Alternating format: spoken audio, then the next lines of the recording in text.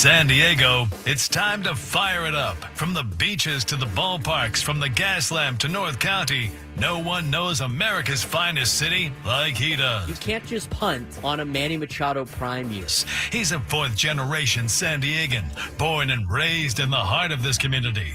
Passionate, opinionated, and always bringing you the real talk on your teams, your city, and everything in between. Braden totally knows his stuff. He's ready for the next step. That guy is good. Live and local, it's the Braden Surprenant Show. But I think Braden's one of the up-and-coming young stars in the media game in San Diego. Now, here's your host, Braden Surprenant.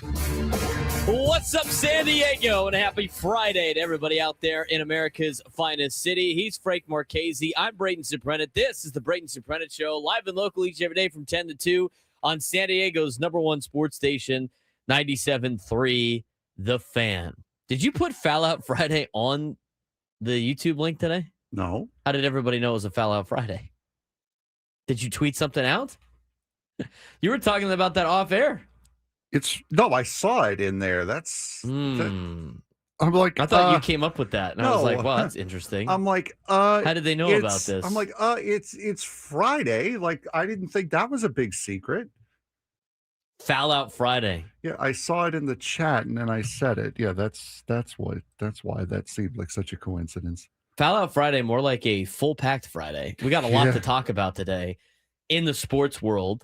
In the 11 o'clock hour, we're going to talk a lot of Padres baseball and other baseball things. We got latest news and rumors from free agency. Pirates made a trade. Teoscar Hernandez could be on the trade block. Blue Jays host a visit for Kyle Tucker. We'll talk about that. We'll take a look at the Padres outfield prospects today as we take a look at all the prospects as laid out by Jeff Sanders in the San Diego Union-Tribune. We will also be talking about some of the leaks that have happened and some of the reporting being done by Jeff Passan and Buster Olney. There's a couple of things in there that are interesting and pertain to Padres fans in terms of like Michael King, in terms of other players that the Padres might be able to acquire or pick up or re-sign, I guess, if it's Michael King. And an interesting connection of like how much Michael King is expected to go for. That number that they continue to throw out there for Michael King keeps getting lower and lower. Seems to be more and more affordable. Will the Padres bring him back? We'll talk about that at 11:35. We got the NFL whip around to get to at noon. We got the conference championship games to talk about at 12:35. We have college football's parity now in the 1 o'clock hour. Drake Hills will join us at 1:35 to talk about the final kind of season, or should I say final season recap of San Diego FC and the FIFA World Cup 2026 final draw is right now. Now, it's a huge production. They're doing a concert. Which is stupid. They're doing a just concert. Stop it. Just let us know who's playing. Let us know who's playing who's in what deal. Okay? But we'll pass that along. We'll talk about that with Drake Hills on 1:35. But what I really wanted to get started with was something that happened last night, and something got released last night at 10 o'clock that really solidifies, again, how crazy college football is. Now, what happened last night was a YouTube channel called Dead Air Sports released alleged audio of Penn State's athletic director talking to current Penn State players. It's Pat Kraft talking with current Penn State football players about the hiring process and what they're looking for in a head coach. And let me tell you, is that audio a doozy? It is a doozy. It's pretty great. There's a lot to unpack from it. If you haven't heard it, we're not going to play any clips of it. But if you haven't heard it, you got to go and listen to it. Because it's really interesting stuff about not only Penn State and where they're at and what their thinking is, but also the other colleges and the other teams and what they're competing with and what everybody's competing with in this new era of NIL. So let's kind of break it down. Penn State's coaching search has taken another dramatic and maybe embarrassing turn after leaked audio emerged Thursday night on Dead Air Sports. Again, this is all alleged. You don't see Pat Kraft talking. It's alleged audio. The audio, allegedly, from a meeting between Penn State Athletic Director Pat Kraft and Nittany Lions players, revealed blunt and at times profane comments. At times? Yes.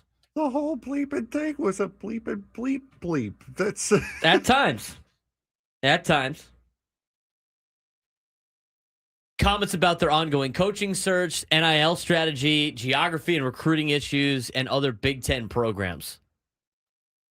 Now, this is interesting because now all of a sudden there is a connection that, Matt Campbell has become number one potential. They're close to a deal deciding Matt Campbell to be their head coach, which makes this even funnier, to be honest with you. It makes that news leak today a little bit underwhelming. And maybe this was a targeted deal because I'm going to tell you right now, whoever released this audio, not Dead Air Sports who posted it, but whoever recorded this audio and then released it is committing a felony wire fraud.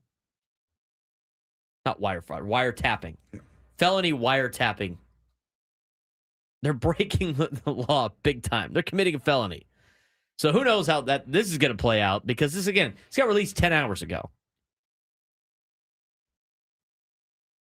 Penn State has been without a permanent head coach since they fired James Franklin on October 12th. It's the highest profile job still open during a chaotic coaching carousel. They were the first ones to really get this thing started, too. Haven't had a head coach since October 12th. Ladies and gentlemen, it's December 5th. The search for Penn State has been frustrating. The school has been linked to several coaches, many of whom have leveraged interest into new deals. They had a battle with the Crumble Cookie CEO. It's not the way the cookie crumbles. And Penn State currently has only a two-man 2026 recruiting class, magnifying pressure on the administration. Here's all the things you need to know about the leaked audio that came out last night. Again, allegedly, it's Pat Kraft talking to football players. Kraft acknowledges the stakes of his own job. He said this in the audio. If I don't get this right, my career is over. In 2 years, they will fire my ass, and I don't get another AD job. How can you bleep up Penn State? Well, he's pretty real in that sense. I mean, how do you mess up Penn State football? They got to make this hire's got to be a big deal. It's got to be a huge thing. Well, apparently we know who it is. Has that officially been the case? According to On3, a half hour ago, Penn State is working to finalize the deal to hire Iowa State's Matt Campbell. Not official yet. No, it's not official, but they're finalizing it. Not official. And it's pointed out, I mean, this is just how crazy this stuff is. I mean, remember, the Ole Miss meetings have been recorded too. These kids got to stop, or whoever it is, needs to stop recording these things on their phones. Everybody turn their phone in before we have these meetings, these closed-door meetings. Are they really closed door if somebody's recording it? I'm surprised you're not on Flight Tracker right now. I thought Frank would be all over that. I don't know the tail number. You can figure it out, I'm sure. A little bit of research. I'm sure people have already posted on Reddit what the Penn State plane tail number is. PSU JP 409. Here's some other quotes from allegedly Pat Kraft and some leaked audio. He had frustration with Penn State's history of settling. I think everybody should have that type of frustration, just in general. I have that frustration with TCU, but he has, quote, what's happened here too many times at Penn State is they expletive settle for second best. That's why we made the move. It's 100% true. To sit there, and he goes on and he talks about like how a lot of the fans were excited that they like came close to beating Oregon and they almost beat Indiana after like firing their coach. And he said, bleep that, their losses. I have the same sentiment. You know what? As somebody that is an athletic, if he was the athletic director of my school, I'd be fired up to hear that right there. Yeah. There's no such thing as a moral victory. And when you start settling for moral victories, you settle for mediocrity. And Penn State doesn't want to settle for mediocrity. Bleep that. I agree, Pat Kraft. But I mean, but he also like, and it's brought up several times in the video that we're talking about, that it's like he doesn't want to hear about moral victories, but then he's okay with taking some moral victories. Like, man, we played Oregon really close, and we almost had them. We were a play away, but that was a good Oregon team. Like, what? Wait, are we not taking moral victories here, or are we? He doesn't want to take moral victories, but at the same time, like, he is with college kids that physically played that game. He's not going to like obliterate them. He's trying to make it sound like it's not their fault because they have a talented roster and they're very talented. It's, we got to get this coaching hire right. And the message after that game can't be, we're okay with losing this game. I think he was acknowledging to those players that they played their ass off in those games. Which is fair, because they did. They did. You have to say it. You can still say you guys played your ass off, but and still be upset that you lost and be like, we're not hanging a banner for this. We're not going to brag to people like, well, we almost beat Oregon.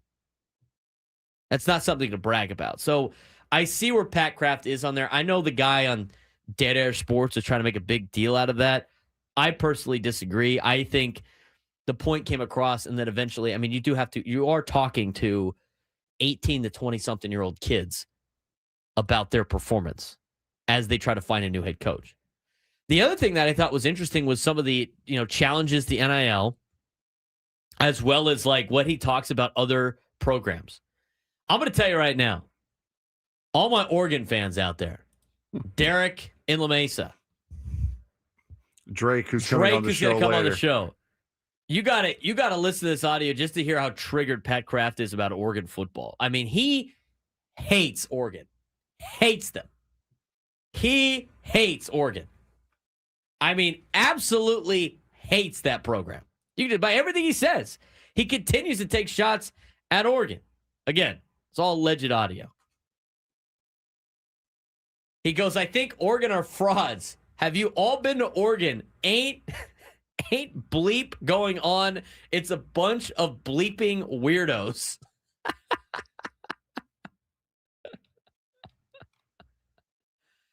Oh my God. Shots fired at Oregon. That was part of the conversation of one of the players who acknowledged the recruiting challenges to Penn State. It's 100% true. I mean, now that everybody can pay for college players, what's the appeal to going to Penn State?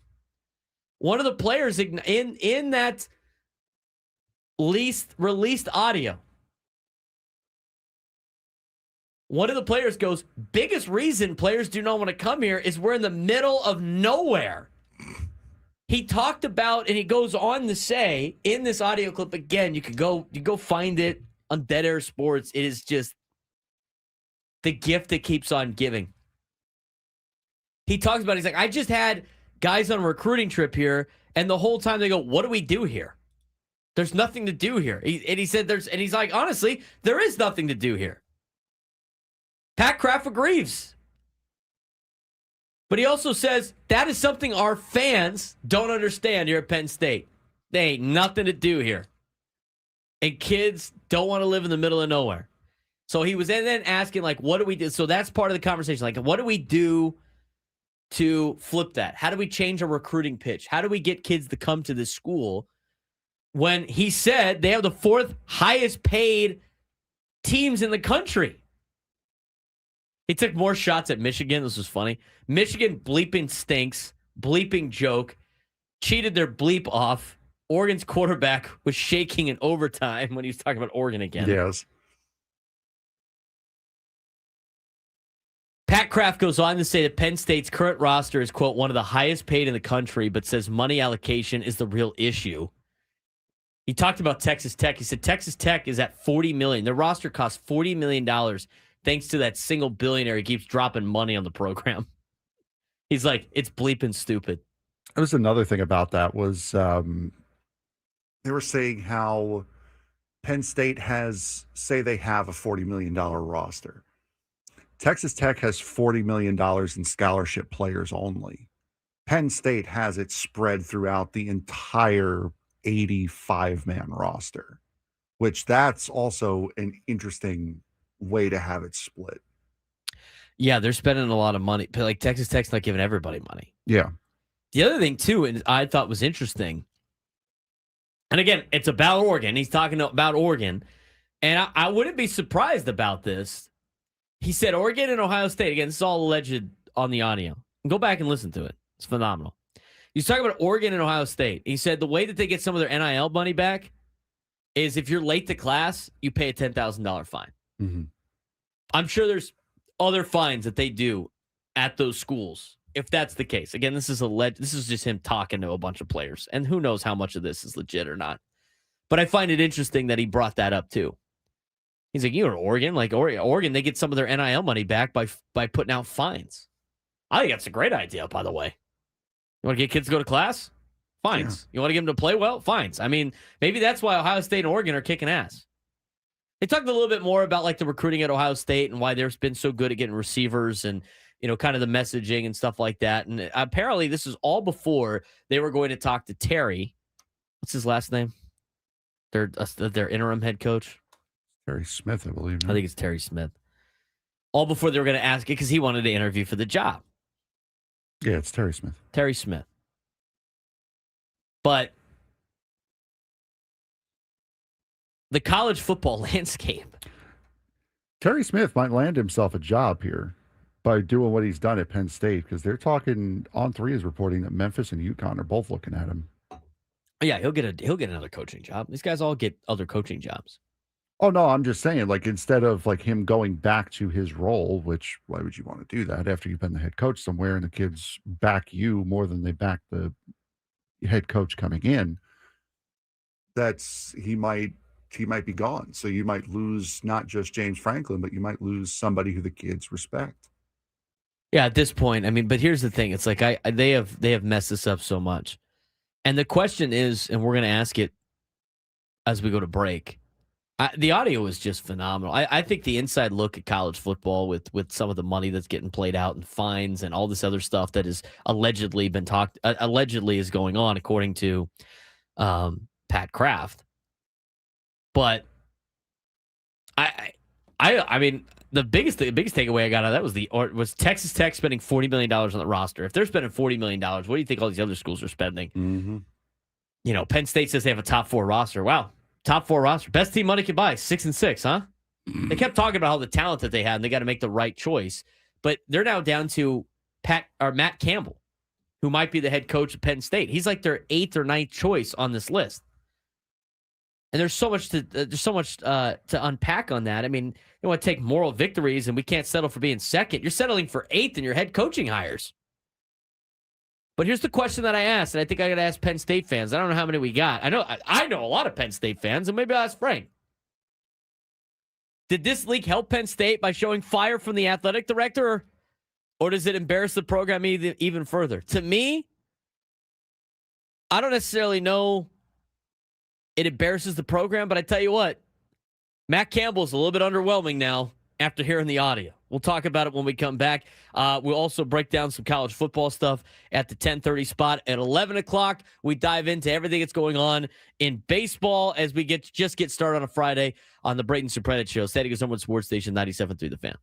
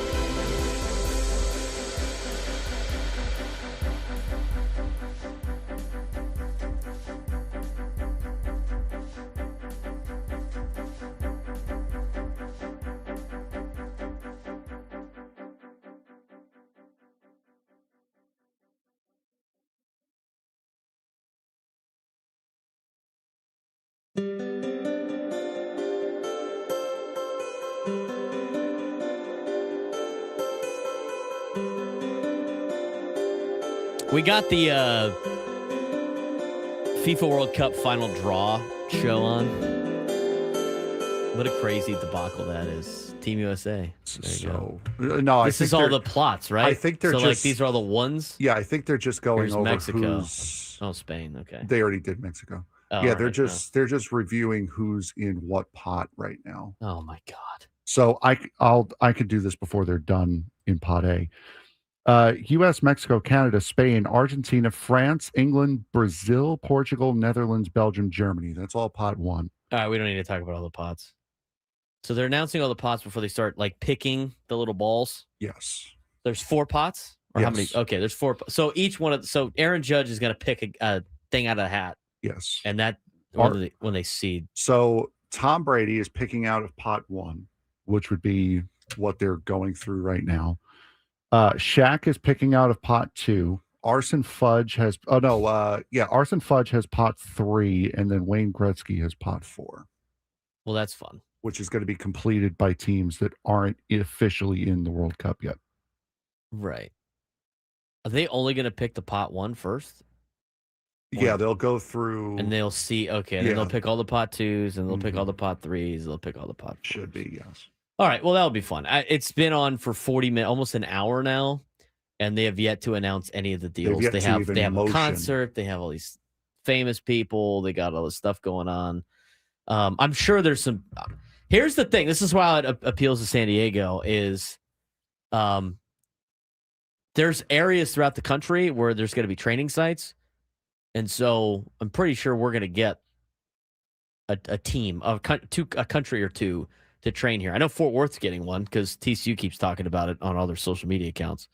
So once they start seeding and stuff like that, they'll start releasing where some of these host countries or wherever these countries, are going to be training for the World Cup, which is this summer. They look like they're about to start picking, which you know what this means? They're going to commercial. I was good. Yeah, exactly. This is the perfect time for Fox to take an ad break. Right. Anyway, so we will keep you updated on that as we find out where all of these countries and what pools are going to be put in, and we'll get the full breakdown with Drake at 1:35. It's on Fox for those of you watching. It's on. Nice. Now you can tell everybody to not watch us and go watch Fox. Thank you. Well, have us on the side. Like, come on now. Well, I guess it's the guy that has it on his fridge. Yeah, I was going to say, yeah. Buddy watches on his fridge. You mean to tell me you can't have it on? You can't have us on a separate stream? Set up 4 TVs, dude. All right. Did that leak help Penn State by showing fire or embarrass the program even further? I would say that I could say a little bit of both. I think that it's embarrassing to have something like that leaked out. However, it does show the intention of the program and that they have, at least by what is being shown, it does show that they have some sort of direction that they are intending on going.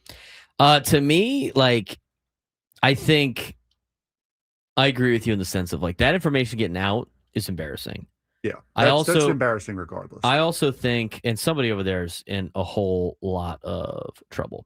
I also think the embarrassing part of their entire hiring process was embarrassing. Like, if this got leaked before, like if this was the conversation before the whole process went out, I'd be like, all right, well, this guy's trying his butt off, okay? I don't mind, like, a lot of things that Pat Kraft said. He's a guy that wants to win at Penn State in football. And, like, he's keeping it real on everything that he said. But what's embarrassing is the fact that when he said he's tired of Penn State fans accepting bleeping second place, and then he's settling for the 8th or 9th coach, whatever they tried to hire. That's, to me, where it's like, all right, well, what are we doing here? That's the embarrassing part. The good part is, like, you know what? Pat Kraft wants to win. The guy's a winner. He's upset with going 10-2. It's why they made these decisions, right? It's why they didn't want to hire, they're on the fence about hiring Terry Smith. That's why they are going to end up hiring Matt Campbell, I guess. It's why they cast a gigantic net to make this thing happen. But that audio was great. I mean, there's so much fascinating stuff out of that with college football. So much fascinating stuff on that with NIL. He did attack his fan base a little bit, which is interesting. I mean, they're probably just going to try to get rid of him. But to be honest with you, he's honestly holding the fan base accountable a little bit. Like, hey, we got to be better. We have to have some understanding that people don't come to Happy Valley because there's nothing to do here. Mm-hmm. This is not like before when we could just buy kids and they're going to come here because nobody else was buying players. Now everybody's buying players. And we're talking about the parity of college football later on the show, where you have Texas Tech spending $40 million on their roster. That was some information that allegedly got leaked here. It's allegedly going on. The fines that Oregon and Ohio State hash out allegedly for kids that do not follow the rules or do not show up to class on time.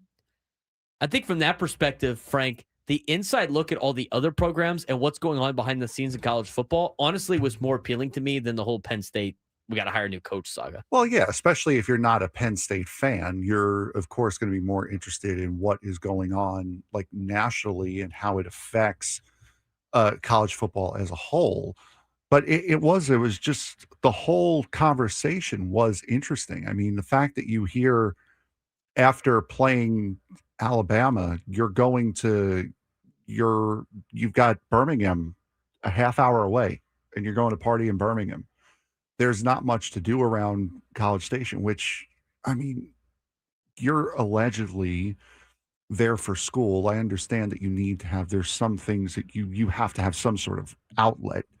I get that. But I mean, it's Penn State. They also acknowledge that they need to do a better job in recruiting overall. Like they thought that some people, it sounds like some people in the organization feel as though that it's still like the 70s and the 80s where they're just going to get everyone in the Northeast and that's going to be good enough.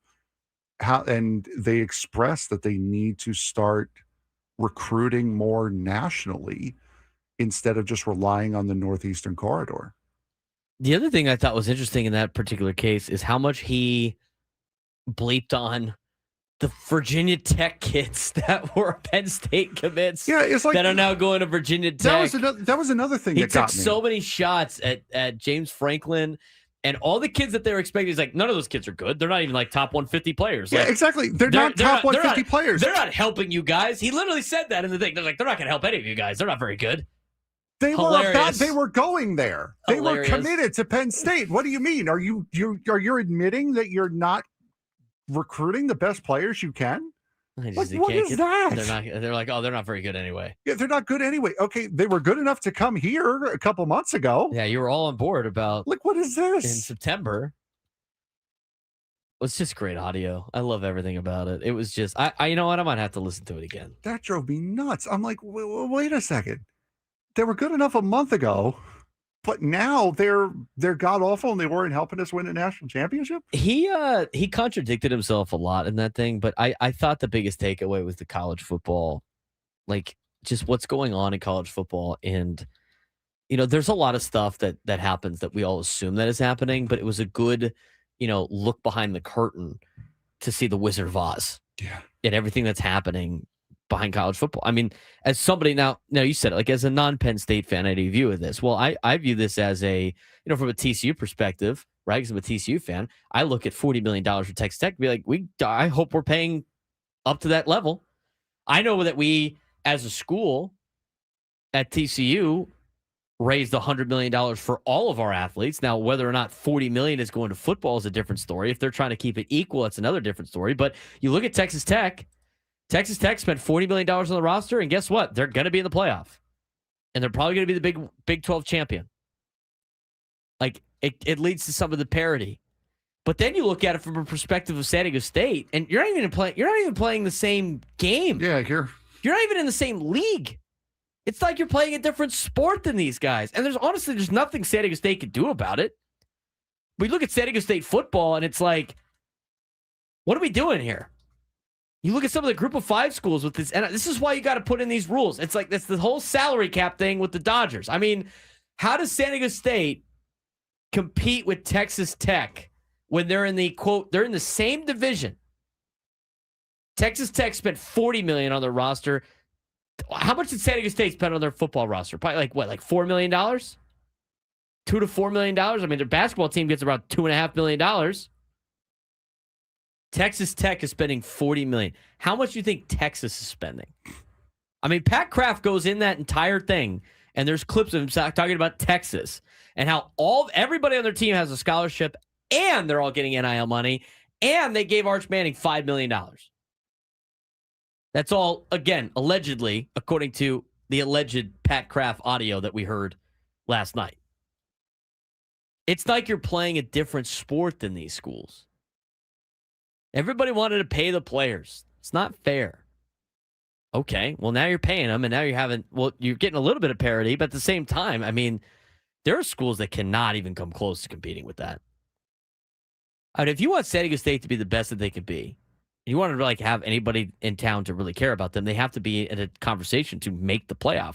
They can't make the playoff with the roster they have money-wise compared to who they're competing with. It's going to be like watching the Chargers play the Niners in the Super Bowl when the Niners could spend more money than God on a team. I mean, this is everything we've talked about in baseball with the reason for a salary cap and a salary floor. Money buys wins. And the funny thing is the SEC is becoming more and more back down to earth, and you're starting to realize, they were just the only ones paying for people. Because if Penn State can't get anybody to go to Happy Valley, How in the world are SEC schools getting kids that go to the places that they are currently in? It's a whole can of worms. They are seeding the World Cup. We'll get you updates on that as it happens. We will also dive into what a cluster it was for the College Football Playoff Committee. You want to talk about more corruption in college football? I mean, what was that? Bruce Feldman sounded off. You got to hear what he said. We'll talk about it when we come back on the Braden Surprenant Show, San Diego's number one sports station, 97 through the Fan.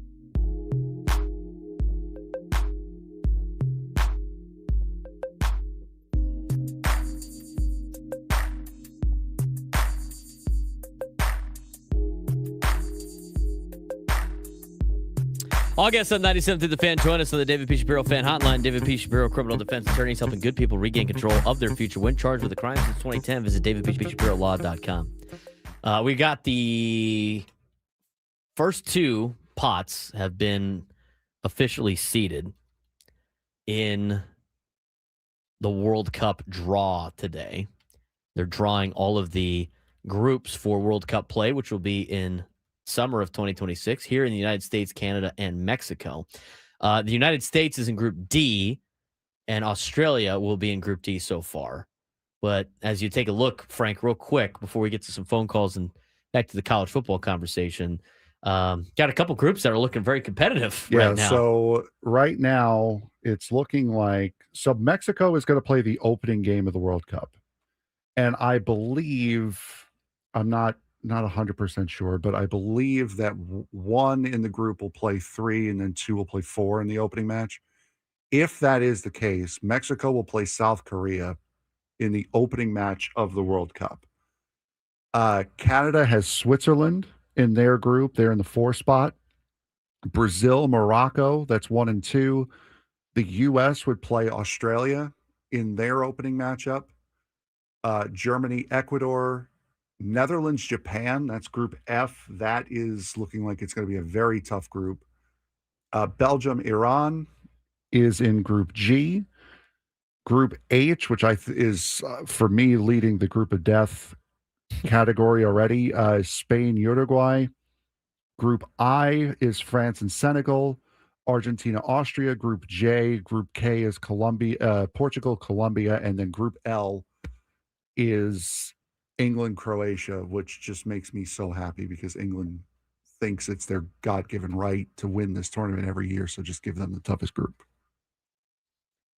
All right, they're now doing pot 3, and we will keep you updated on that as it goes along. We'll keep you up on that. It sounds like it's probably going to take most of our show today because the way they're going to be going. But you know, they've been pretty quick. Yeah, the hardest part is getting Shaq to open up the deal. His hands are massive. They should have made bigger. Hands and fingers are so big. Should have made bigger balls. There it is. For Shaq to use. God. Phrasing. I'm saying, please don't say the thing. I know I wanted to say it. I know you wanted to. 833-288-0973. 833-288-0973. Shout out to Harry Balke, one of my former players. Got a Fred Mitchell Award finalist. Kicker in the FCS, kicks for Drake. Final year of college football. Kid from San Diego. Love to see it.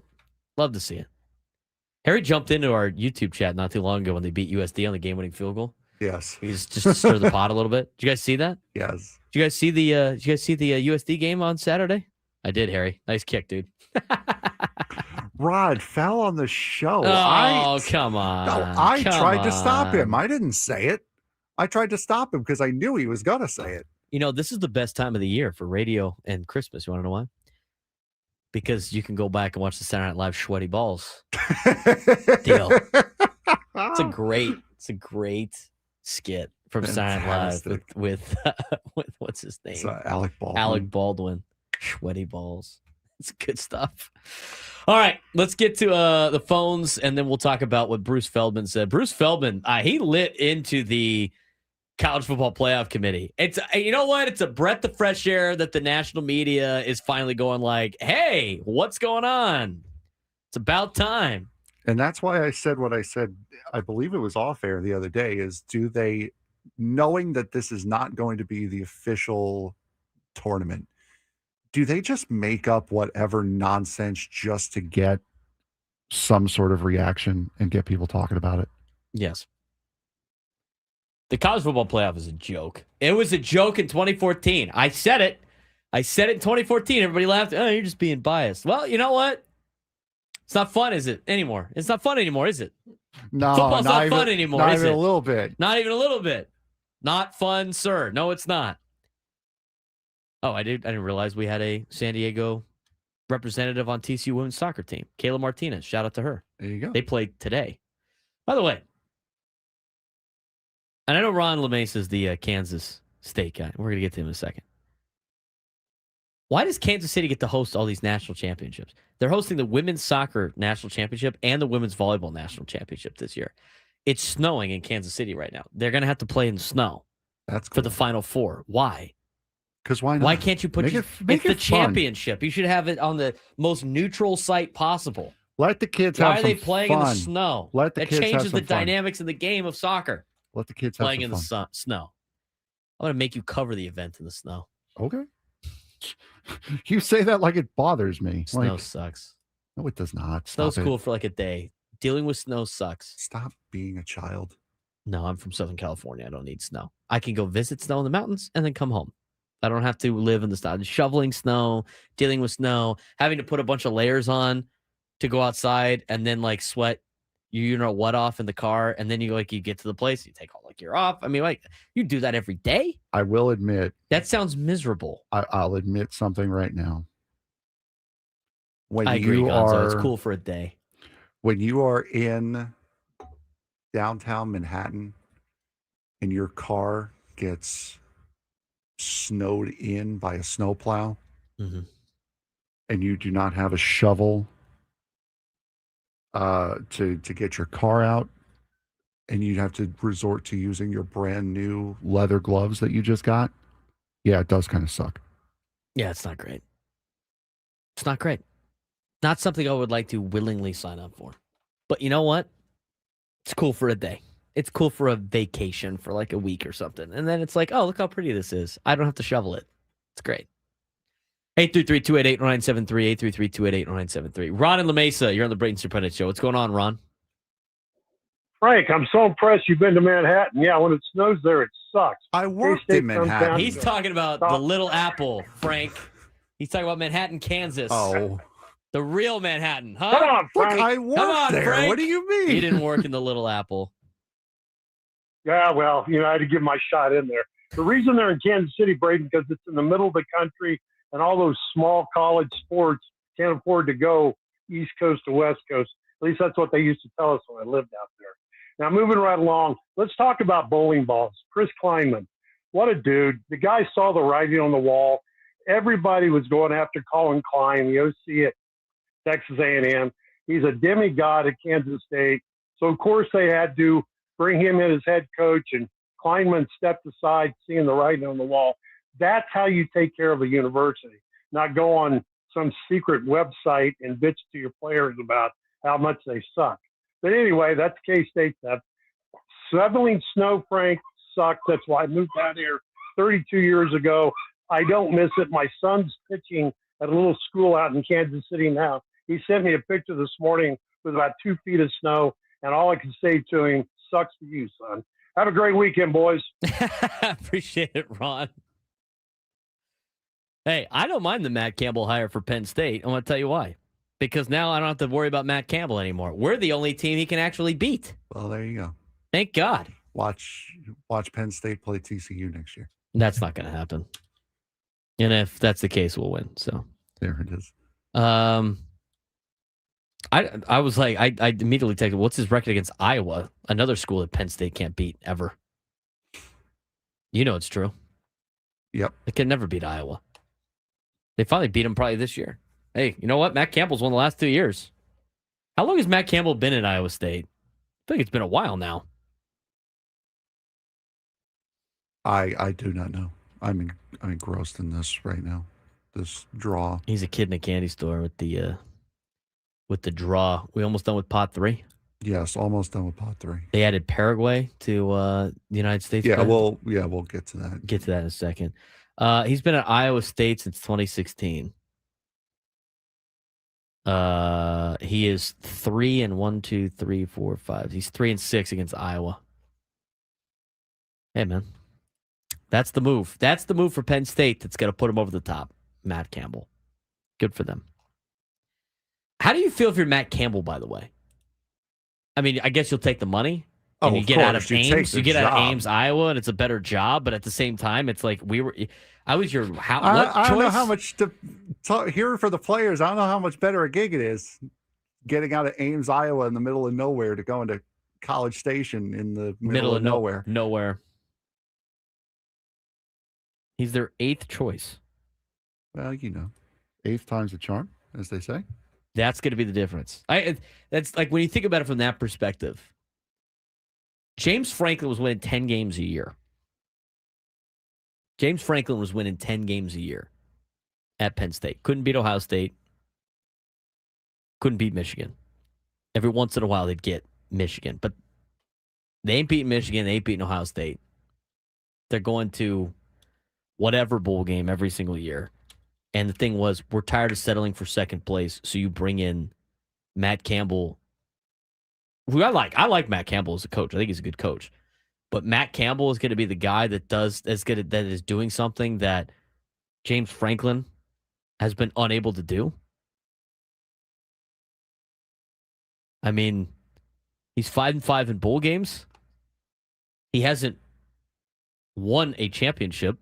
He's won the Big 12 Coach of the Year 3 times.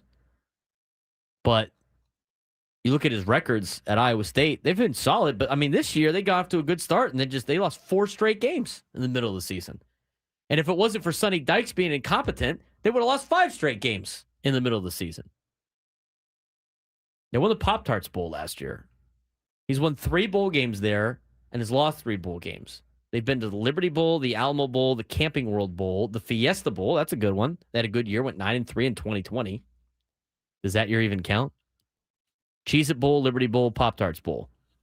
Here's how they finished in the Big 12. 7th, tied for 1st last year. Had a chance to make the playoff, missed out. Tied for 4th, 10th, 4th. Won the Big 12 in 2020 again. Tied for 3rd, tied for 3rd, tied for 4th, 9th. That seems a lot like, I don't know, Penn State. Kind of ridiculous. Anyway, that's kind of the coaching hire situation. We'll talk about the college football playoff committee problems later on in the show. But in the next hour is our deeper dive into Padres baseball and baseball in general. We got a lot of news on what's going on around Major League Baseball. We're going to talk about the Padres outfield in the 11 o'clock hour in terms of their prospects coming up. I mean, this is a farm system, again, that gets depleted, but then they always find a way to reload for other trades. Is there any help coming up? We'll talk about that. And Michael King continues to be rumored to take a smaller deal. Is that something the Padres are working on? We'll hear what Jeff Passan and Buster Olney have to say in the 11 o'clock hour when we come back on the Braden Surprenant Show, San Diego's #1 sports station, 97.3 The Fan.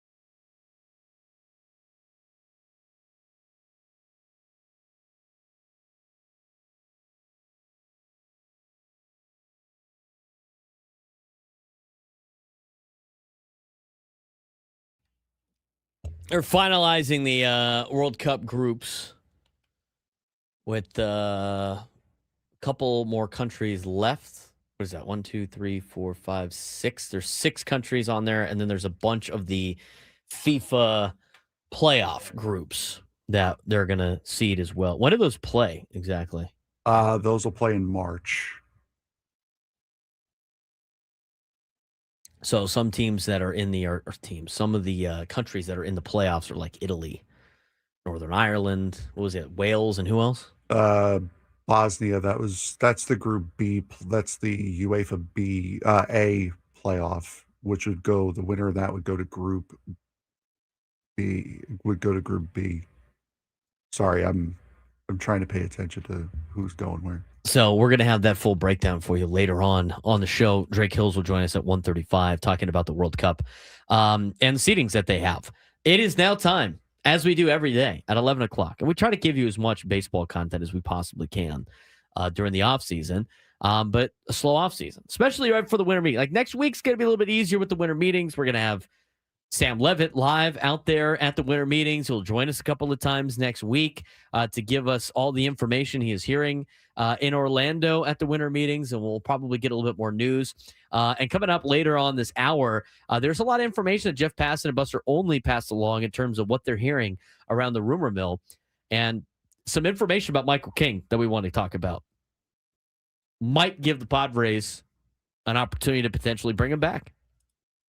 We'll talk about that later on this hour, but it's time to dive into what's going on and what's trending on the rumor mill, free agents and trades in Major League Baseball. All right.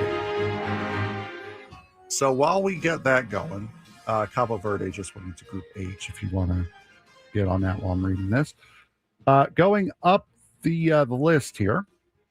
I've never heard of that country before, ever. The Pirates have traded Johan Oviedo to the Boston Red Sox. The Red Sox continue reshaping their roster by acquiring right-hander Johan Oviedo for the Pirates in a 5-player trade per MLB.com's Mark Feinsand. Boston also received prospect Tyler Samaniego, I'm guessing, left-handed pitcher, and Adonis Guzman, the catcher, while Pittsburgh receives MLB number 85 prospect. It's the kid they called the password, I believe, Garcia. And right-handed pitcher. Why? Because his name is spelled Jhostynxon? Yes. I don't remember how to pronounce it. I'm sorry.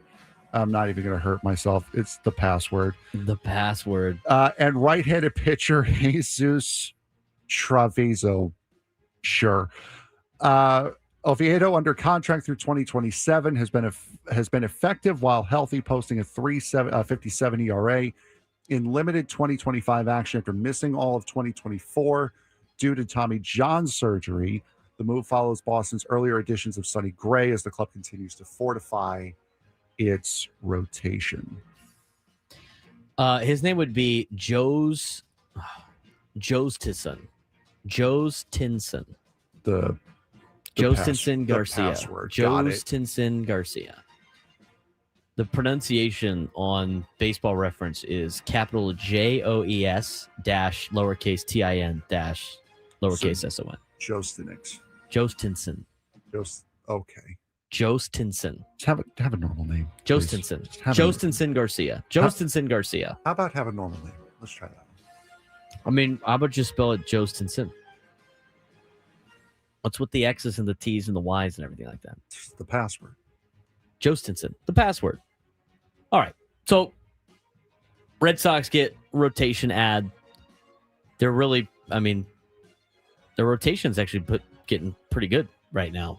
They already had Garrett Crochet. They traded for Sonny Gray. They had Johan Oviedo. And you know what? They're starting to put things together right now before the winter meetings. Not a bad move, I think, for the Boston Red Sox. Pirates get some more prospects. Where have we heard that before? The Pirates always just get a bunch of prospects. That's what's funny when we saw, what was that list we went over? It's like potential fits. It's all these big names like, the Pirates, the Pirates, the Pirates. Yeah. They're not. Come on. Anyway, that's his nickname, DJ Royal. That's his nickname. His nickname is the password. Yep. No, it was. That was the big thing with him coming up. Teoscar Hernandez could be on the move. Teoscar Hernandez has surfaced in trade discussions per He's the a Athletic. surfer too? Yes. That's kind of sick. Did I say that? You said he was a surfer. Has He surfaced in trade discussions per the Athletic, but a deal isn't. Now you got me messed up. Isn't considered likely at this point. Hernandez remains an appealing offensive piece after hitting 25 home runs in 2025, adding 5 more during the Dodgers championship run, though his defense continues to be a concern after posting -9 outs above average in right field.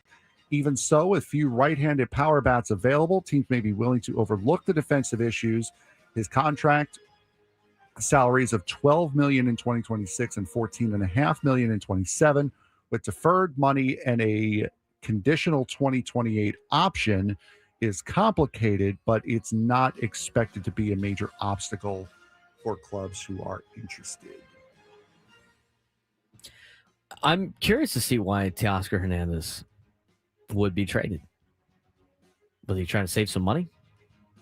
I mean, if they're looking for an upgrade, you need to find somewhere for Bellinger to go, would be my guess. Yeah, that's another thing. That's the other thing with the Dodgers, too. It's like they could just go get the best guys every time. Well, you know what, Teoscar? You were really good the last couple of years, but I ain't gonna lie. You helped us for a little bit, but that time is come and gone. And so now we don't need your services anymore.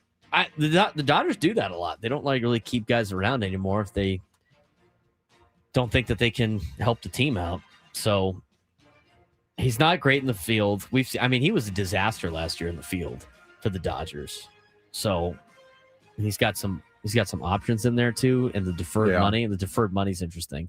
Now they're going to start trading away all the deferred. Maybe they got to trade away some of his deferred money before the CBA. I mean, if his bat is still there, I don't see why a team can't get him as a DH. See, that's the thing with the Dodgers. That's the only pigeonhole with LA. I mean, most of the stuff benefits them with the Ohtani deal, but the problem with Ohtani is he doesn't play in the field. You need his bat in the lineup, so you can't have you can't move guys to DH. Yeah. So Teoscar Hernandez, they don't have room for DHs. He has to play. That was the situation that they had with Freddie Freeman in the postseason a couple years ago when he was banged up. It's he has to play first because we can't have him play. He can't be the DH, but we'll see. It's an interesting move potentially for the Dodgers. I'm curious to see what they do this offseason, try to win 3 World Series in a row. Yeah, well, off you go. World Cup group draw is done. We'll get you those in a little bit. The Blue Jays. USA's got a pretty. It's a win. It's they can navigate group. that for sure. Blue Jays hosting Kyle Tucker for a visit. Four-time All-Star Kyle Tucker, this offseason's top free agent, was reportedly seen visiting the Blue Jays Florida complex on Wednesday, per Mark Feinsand. Toronto, already one of the most aggressive teams this winter, landing Dylan Cease on a 7-year, $210 million deal. And it's agreeing to a 3-year, $30 million contract with KBO MVP Cody Ponce, appears to be making its pitch for Tucker as interest in the star outfielder continues to grow across baseball. It's always been a problem for the Blue Jays to sign free agents. They haven't been able to do it. Now, they got Ponce, and they grabbed him from the KBO, right, coming him back. Mm-hmm. The big one to me is they got Dylan Cease to go there. Because they've always been close, and they've always been the bridesmaid, not the bride, when it comes to a lot of these free agent pickups. Mm-hmm. If they can land Kyle Tucker, that would really flip the script. Yeah, it feels like it's turning. It'd feel like they're like, hey, look, I think maybe them making it to the World Series might have enticed a lot of potential free agents, and knowing that they have their young guys signed under contract. They're still waiting on Bo Bichette, obviously, and it sounded like Toronto wanted to bring him back. But with Vlad Guerrero Jr. being a part of the team for a long time, they improved their pitching with their starting rotation and going to get Dylan Cease. And if they go get Kyle Tucker, I mean, they're out there, they're balling out in Toronto. I'd love to see Kyle Tucker. Put as many of those guys on the Blue Jays as possible. Yeah. That's a team that the Padres only got to play 3 times next year. Go ahead. Load up the Blue Jays. It also looks like the Chicago Cubs have reportedly made a 4-year offer to third baseman Alex Bregman before he ultimately signed with the Red Sox. So that's talking before last year. Last offseason, the Cubs made a 4-year deal, a 4-year offer for Bregman, and now it looks like they're going back at it again. So the Cubs are back in on the Alex Bregman train as they work towards this offseason. That's interesting. I like the part with the Alex Bregman news where he's like, well, he wants to stay in Boston. Well, he could have. Yeah, he could have. He had 3 more years, $40 million a year for the next 3 years. And you could have worked out a contract extension after that. But he decided to opt out for more money. Gonna get $40 million a year. Everybody wants more years than the money somehow. But from everything I'm hearing, and it's very, very interesting this year as compared to the last couple of years, it sounds like a lot of these deals for big name players are going to be done next week. A lot of guys wanting to get done before the winter meetings end, which has been very, very different from these last couple of years. Yeah, the takeaways, a lot of good takeaways. Jeff Passan and Buster Only laid this out in their article today. They got asked a lot of questions on ESPN.com, and they answered a lot of them. But it sounded like Kyle Schwarber is the centerpiece of the winter meetings. And as soon as he signs, everybody else is going to start signing. And the thing is there's always been a guy like that, right? There's always been a guy like that. And for the last couple of years, it's been a guy that's willing to sit out for a long period of time. I don't think Kyle Schwarber is a guy that's one of those. He's not a Shohei Ohtani type, right? Where he's looking for the bet. Like, to me, Kyle Schwarber's not like that. What are you freaking out about? We have the Village People on stage. Oh, nice. Yeah, I see that. The Temptations played last night at halftime of the Detroit Lions-Dallas Cowboys game. Yeah, which Amazon showed all of 5 seconds of. Why are you doing a halftime show for a random Thursday night game? That's my question. All right. There's some interesting news and notes about that. Some kind of a winter meetings primer. We're going to tell you what Jeff Passan and Buster Only have been reporting. There's a lot of good info behind the scenes that we're going to get to when we come back on the Braden Surprenant Show. San Diego Sports Station 97 through the Fan. An illegal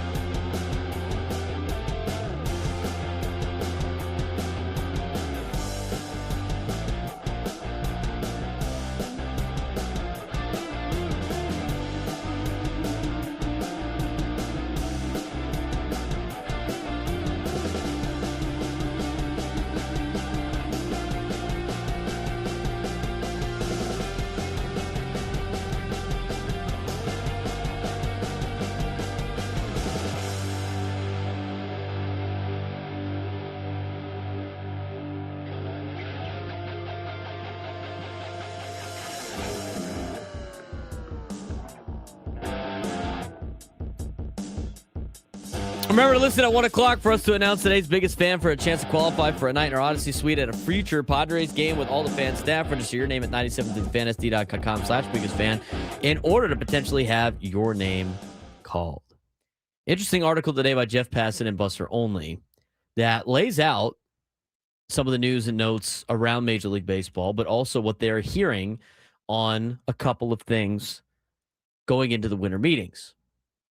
The winter meetings are in Orlando. They're expected to explode with activity, but obviously this year's storyline isn't one massive star like Juan Soto last year or Shohei Ohtani the year before that. The offseason is being shaped by some tight budgets, labor uncertainty, a clogged free agent market, and the domino effect of what I guess it sounds like, according to Jeff Passan and Buster Only, Kyle Schwarber's eventual signing. Buster Only and Jeff Passan outline a landscape where elite players will still get paid, but many traditionally aggressive teams are tightening up, pushing the league toward more trades than mega contracts. Before we dive into that, just the whole mega contract thing, I think we're running out of players that deserve mega contracts at this point, Frank. I mean, Yeah. and I think a lot of teams are starting to realize it's like there's no reason to get a mega contract to some of these players when you know they're going to age and you're not going to get the more bang for your buck. I think the market's starting to shift a little bit when it comes to some of these deals. Yeah, and that's why, I mean, it was stupid to begin with, but especially if you are going into a salary cap era, there's no reason now, if you're an owner, to lock these guys up on massive contracts when you could do it in a couple of years on much more affordable deals. It makes no sense. So with that being said, here's some of the biggest takeaways and notes that Buster Only and Jeff Passan are reporting. They think Schwarber is the biggest domino that will break the market. So somebody asked earlier, why are we talking about Schwarber? He's not going to sign here. Yeah, dude. Well, he's going to set the market. So you really can't make a lot of moves until this guy signs. And once he signs, then everybody else is going to sign. That's kind of how this works in every offseason, Frank, is it not? Yeah, there's usually one guy that sets the market, and then everything else goes from there. We knew Juan Soto wasn't going to sign with the Padres last year, but a lot of big-time bats can't get moved, or players can't get moved until that number one bat moves. He sets the market. And right now, Kyle Schwarber, according to these guys, Buster Only, Jeff Passan, is the centerpiece of the winter meetings. Teams across both leagues, Phillies, Mets, Blue Jays, Reds, Pirates, Orioles, and Boston are waiting on him to make their next move. He's expected to have a 5-year deal, even though he's at age 32. And once he signs, they say the offseason will pick up demonstrably. Passan's big rumor: the New York Mets could push the Phillies into the Schwarber bidding. Even if they don't plan to sign him, they might inflate Phillies' price. We talked about that yesterday, did we not? Or maybe a couple of days ago? Yeah. I didn't see him as a fit for the Mets, but I thought the Mets could get involved to try to make the Phillies have to pay a little bit more money than they would like to bring in a guy to bring Kyle Schwarber back.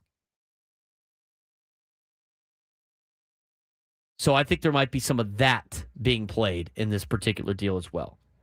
To me, looking at the situation, I think Kyle Schwarber, I honestly think Boston's going to sign him. I think it's either going to be Boston or Philly. I don't think he's really anybody else.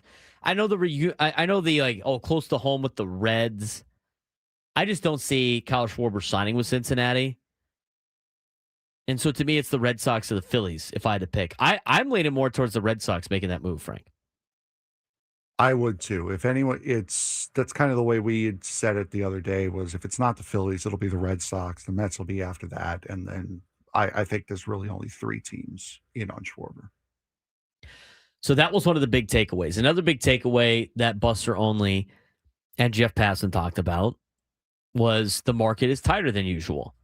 And players are worried about it. Agents have said that the money is generally locked down across Major League Baseball. Labor tensions are looming over teams' budgets.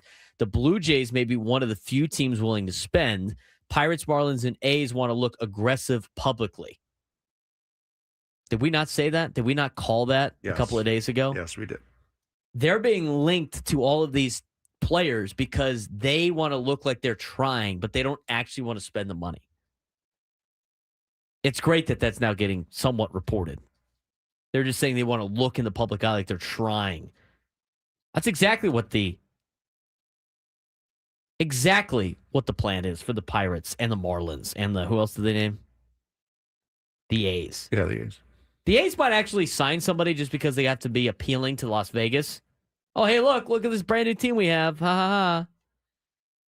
But as much as like Padres fans would be upset that like the Padres are like budget baseball, it doesn't sound like anybody's really wanting to spend money right now, Frank. No, and I think a lot of people are setting up for a lot of these teams are setting up for that salary cap fight. And not to say that they're trying to get within the salary cap that they're wanting, but why go out and spend the money when you know next year you're not going to have to? Why spend it now? Why lock yourself down now when you can get the same guy or a different guy if they want a long-term contract, if they get a one-year deal this year, when you can go out and sign him for cheaper next year? You're going to see a lot of these markets, if that is the case, and if a salary cap comes in, the average going rate for a mid-range starting pitcher isn't going to be $20 million anymore. So why spend $20 million on a mid-range starting pitcher when you can more likely than not get one cheaper next year? They say a warning sign was Cedric Mullins taking a 1-year, $7 million deal so quickly. I think that is kind of a warning sign because when he signed yesterday, I was like, that's a great sign for Tampa. Yeah. 1 year, $7 million.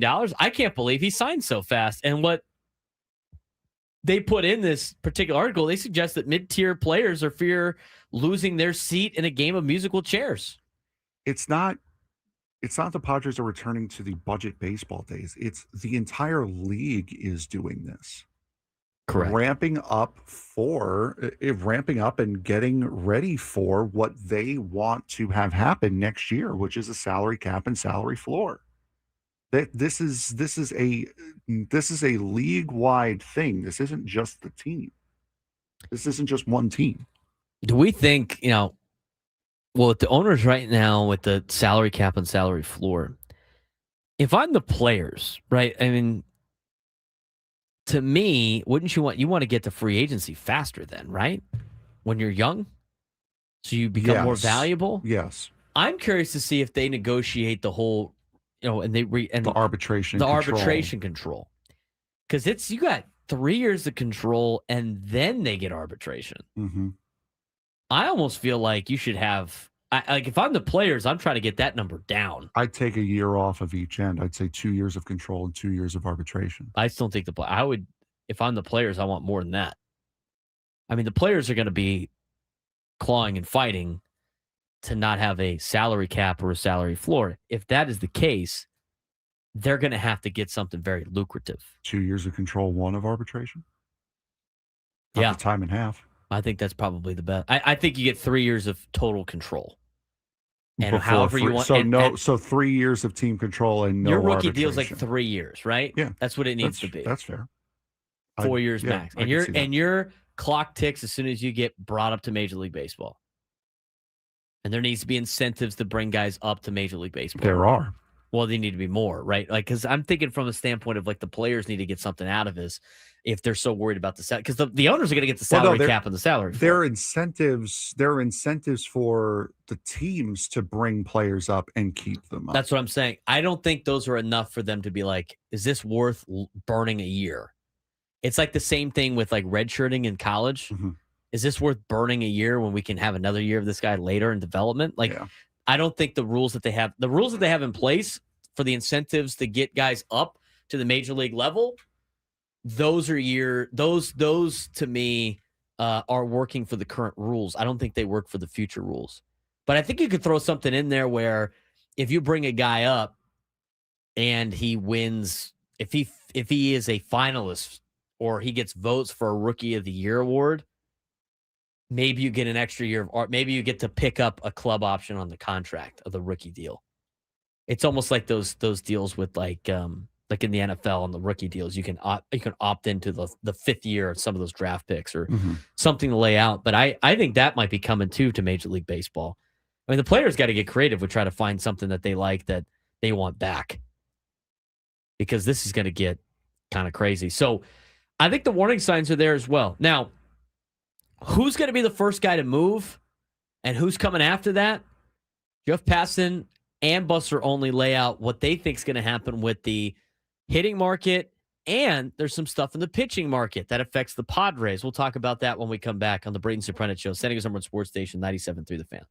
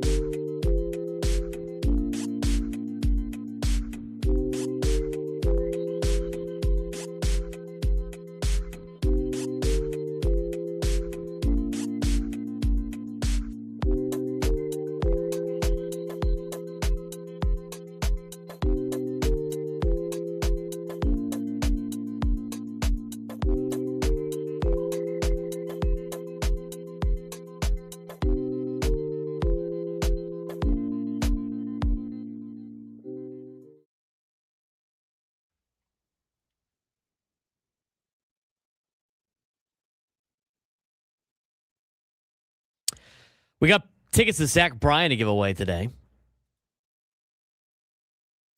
We talked about one of the Zach Bryan songs that took us back from break. American Nights. That was the song yesterday.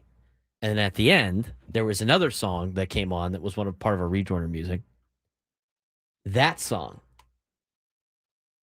might be the answer to the question at 115 to win Zach Bryan tickets. Pay attention. If you were paying attention yesterday, we'll remind you. She wants a cowboy. Anyway, let's move on. All right.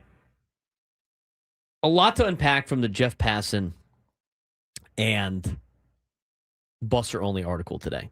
So we wanted to spend a couple segments on it. But we talked about the big market. And this is what I was trying to say about like Kyle Schwarber, right?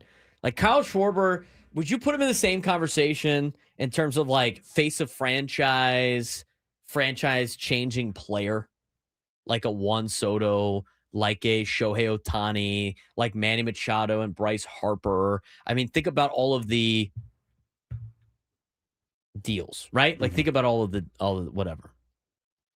the big time free agents over the last 5, 6, 7, 8 seasons. This is one of the first years where you don't have one of those guys. Like Kyle Schwarber's not that guy. It's a good player. It's a good asset to have on the team. Like guy hit 50 plus bombs. Great lineup. Great guy to have in the lineup.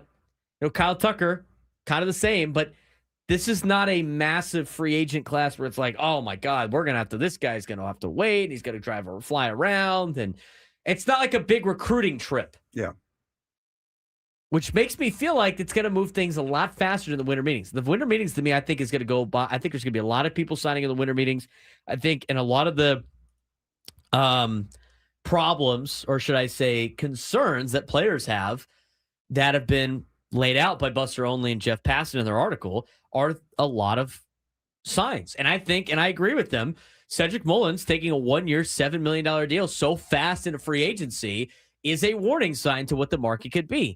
A lot of guys jumping off. Which hitters could move first? Everybody thinks they're going to wait for Kyle Schwarber, which is interesting to me. I thought Kyle Tucker would kind of set the market, but it sounds like Kyle Schwarber might be the guy, Frank. Yeah, Schwarber is going to be the one to set the market. Guys like Ohtani and Soto, and in this year's case, Kyle Tucker, those are not going to be the guys to set the market because they are a step above the market. Schwarber is right on that second level. He is the best of the rest, is how I would put it. So Schwarber is going to be the one that sets the market. And that lets everybody else know, hey, okay, so Pete Alonso is going to be worth this much. If it was a starting pitcher, let's just say, well, Dylan Cease, we'll throw it as Dylan Cease. We know what Dylan Cease is signed for, so now everyone else is going to fall in line from there. If Schwarber goes early in the winter meetings, you're going to get a flurry of activity. You're going to get a flurry of signings at the winter meetings in Orlando. And if he doesn't, things are going to go a little bit slower.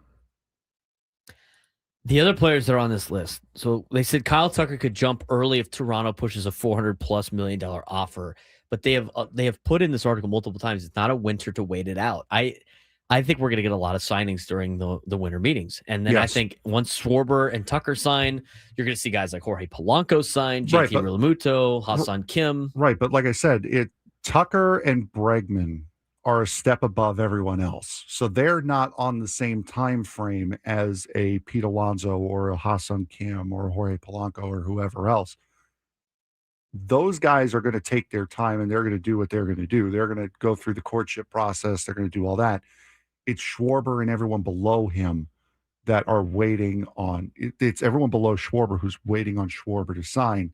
Bregman and Tucker are on a completely different plane. They're in a completely different universe as far as the money that they are going to get. So they're not on the same time frame as everybody else. In my mind, at least. Yeah, but I still think it's gonna roll through. Mm-hmm. And I think once Kyle Schwarber signs, it's going to be Kyle Schwarber, and then it's going to break off. It's going to be Kyle Tucker, and Alex Bregman, but then also at the same time, Polanco and Realmuto and Kim and Okamoto and all those guys on the second tier are going to sign. And I think Pete Alonso is just going to wait for Schwarber to sign before he makes a decision. And I think it's going to be nonstop. He's going to want something similar to Schwarber. I'd be very shocked if any of those guys that we just mentioned sign like the week before spring training. Correct. Yeah. Pitching market after Dylan Cease. Top tier ace is still available. Framber Valdez, Ranger Suarez, Michael King, Merrill Kelly. Framber Valdez is an innings eater, playoff pedigree, huge deal incoming. Ranger Suarez, believe the next off the board. After Dylan Cease signed, Merrill Kelly, age 37, but big interest, multi-year offers. You also have veteran legends like Scherzer and Verlander. They are in no rush to sign. They might just get a deal kind of late. Those are arms that I don't really want to worry about. Those are we need one starter. There's nobody left. Let's go and get an established name to try to help us out. Does a contender want to add one of these guys? Exactly. Yeah. And if they don't, then they're just going to be like, all right, cool. I'm cool with not pitching. They have the leverage because they can just walk into retirement if they wanted to. The thing that was interesting about Michael King, though, that I want to talk about was, and this is what they said about Michael King, frontline potential, shorter term deal appealing to teams. But the direct quote from the article from Jeff Passan, right-hander Michael King has widespread interest because of his frontline potential with a willingness to sign for a shorter term than the top starters. We saw the projection yesterday, and I forget who it was. I think it might have been Kylie McDaniel. He had Michael King at like 3 years, $57 million. 3 years, 57. I'm sorry. If Michael King signs for anything under $75 million, I'm going to be honest. Like, Padres fans, that needs to be a guy on the team. Like, he's affordable in that sense, unless there's something else that you're afraid of. But to me, like, a 3-year, $57 million deal, I mean, paying him under $20 million a year to bring him back to San Diego, that to me seems like a no-brainer. Yeah. Not knowing what the finances are for the Padres. Oh, exactly. That feels more affordable than any of us thought that it would be. I mean, we were talking about having him, what was it, 5 years, 25 is what I said, based off of the 3 years, 75 that was reported. So, I mean, I can't see if that is the case, and if the Padres can afford it, I don't see how you let that slide. I know. Did we get the money on the Adcock sign yet? Not that I've seen. Let me pull up our fun website, Fangraphs. I'll investigate here. He's not on there yet.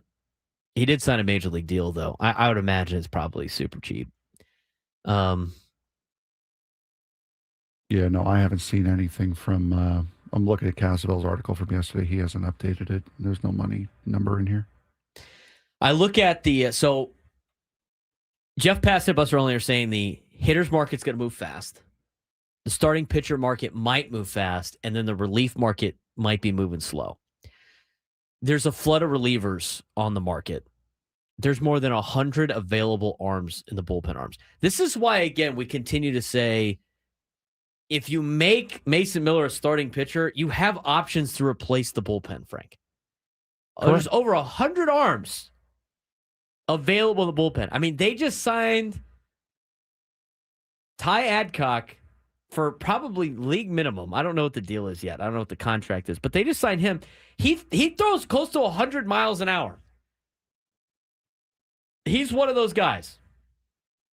Probably going for like nothing. There's going to be a lot of arms out there that throw over 100 miles an hour. And here's the thing. I got a family friend who plays for the White Sox organization. He's out there in the, during the offs. He's in the Arizona Complex League, basically. They're training. And the White Sox share a facility with the Dodgers. Did I talk to you about this? Because I just saw him the other day. He says they go against the Dodgers minor leaguers every day. Okay. They scrimmage every day. He said there's not a single arm that the Dodgers have that doesn't throw over 100 miles an hour. He says every Dodgers arm throws 97 to over 100 miles an hour. And he talked about how it's like, I'll be on deck, and the guy in front of, like the guy up at the plate will wear one in the noggin on a fastball over 100 miles an hour, and I got to go in there and face it. He's like, most of the guys don't even know how to throw a strike. They're just finding guys that throw 100 miles an hour. And nothing can go wrong. I was talking to a high school baseball coach in town, Frank, Mm-hmm.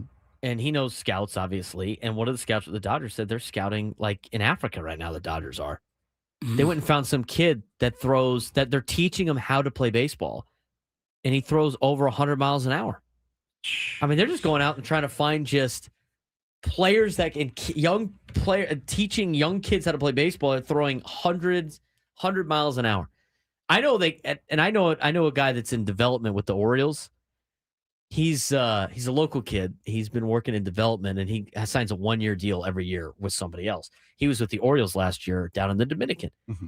He said they picked up a kid that had never played baseball before in his life. He's like 15, and he throws 100 miles an hour. And they're just teaching him the mechanics. They're teaching him the game. They're teaching him how to play baseball. They're just finding guys that could just throw. They're just athletic kids. How do you never pick up a ball and just automatically throw 100? How? How do you do that? You know what it is? It's like it's the same conversation about soccer in the United States. How many football players and basketball players and baseball players and athletes in the United States that are elite athletes that are playing these sports that would otherwise be playing soccer if they're in a different, like if soccer was the most important sport in the United States? Mm-hmm. I mean, you're talking about, like, think about all the athletes that the NBA has. If the United States had enhancement on a 15-year-old. Oh, come on. Foul. I know foul out Friday. I know that's a joke, but brother, come on. He draws the foul. But think about that. That's the same thing. I mean, in these other countries, like this, we just did the World Cup seeding, right? Soccer is the most popular sport in the world. Every country's like their main sport, soccer. They're all playing soccer.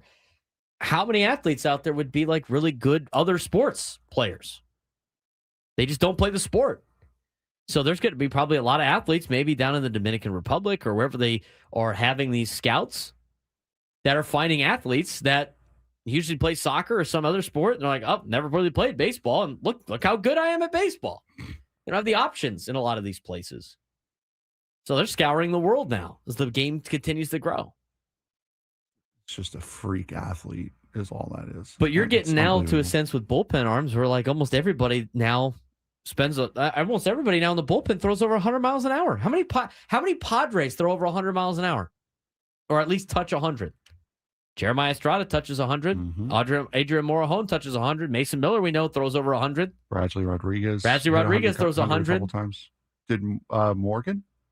David Morgan throws in the high 90s, close to 100. I mean, think about that. There's over 100 bullpen arms on the market. Ty Adcock is a guy that like nobody's even heard of. He's only played in 18 games in Major League Baseball. He throws 100. I love how the bullpen is just becoming no brain, just throw hard. Throw hard and throw one off-speed pitch. Throw hard, no think. Correct. So that's the reliever market. That's why it's like, if you could make this guy a starter, there's not a lot of starters available. If you could make this guy a starter, you could go find bullpen arms. They grow on trees. They actually do grow on trees. Remember to say like starting pitching doesn't grow on trees? Big time hitters don't grow on trees.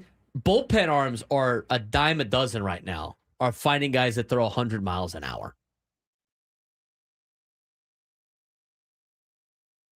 That's the relief market. They expect, Buster Olney and Jeff Passan expect trades to dominate the headlines. They think Ketel Marte could potentially move. They think Stephen Kwan's going to move. They think Mackenzie Gore's going to move. They think Brandon Lau's going to move. Boston is shopping from its outfield surplus. I mean, Jarren Duran could be on the move. They think Miami might trade a starter. Edward Cabrera is the hottest name. St. Louis is debating whether to cash it on Brendan Donovan. We talked about that yesterday. Mm-hmm. Even players with control through 2027 may move due to labor uncertainty and fear of diminished July trade deadline value. That's why Teoscar Hernandez is available on the market. you might see a bunch of trades at the winter meetings next week. It might not be just the free agent signings of Kyle Schwarber. I think you're going to see a ton of trades. The CBA lingering might cause a lot of chaos at the winter meetings this year. Yeah, and I saw Nate in the chat say, didn't we say this about the winter meetings last year and none of it happened? There wasn't the imminent threat of a work stoppage, Correct. a labor stoppage this year like there was last year. There is a very, very real possibility that once the World Series ends next year, baseball, it goes dark for a year. There is a very, very real possibility of that.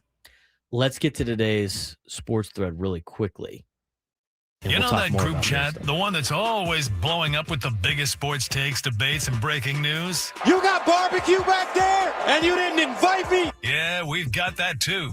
Welcome to the Sports Thread, where we break down the top 5 stories in sports, just like you would with your crew. Oh, no! Disaster! What a bad idea! No filters, no silence, just real talk. Brought to you by QC Kinetics. Stop sitting on the sidelines. QC Kinetics gets you back in the game without surgery. To learn how, visit QCkinetics.com. All right, let's jump right on into it here. Number 1. Did you see last night after the game, Richard Sherman basically calling out George Pickens for being slow and lazy? Oh my God, George Pickens just had just posted on his Instagram page. Guy's hot. Love it. Hot. Love it so much. He called him Richard Soft Bleep Sherman, but instead of soft, he uses a different term. God. Speaking of being a little soft, the NBA has fined the Cleveland Cavaliers $250,000 for violating the league's player participation policy after resting star guard Darius Garland during a nationally televised game on November 24th. This is Cleveland's second violation this season, following a $100,000 fine for resting Donovan Mitchell and Evan Mobley earlier in November. The league ruled that Garland was capable of playing since he appeared in the first game of the back-to-back set.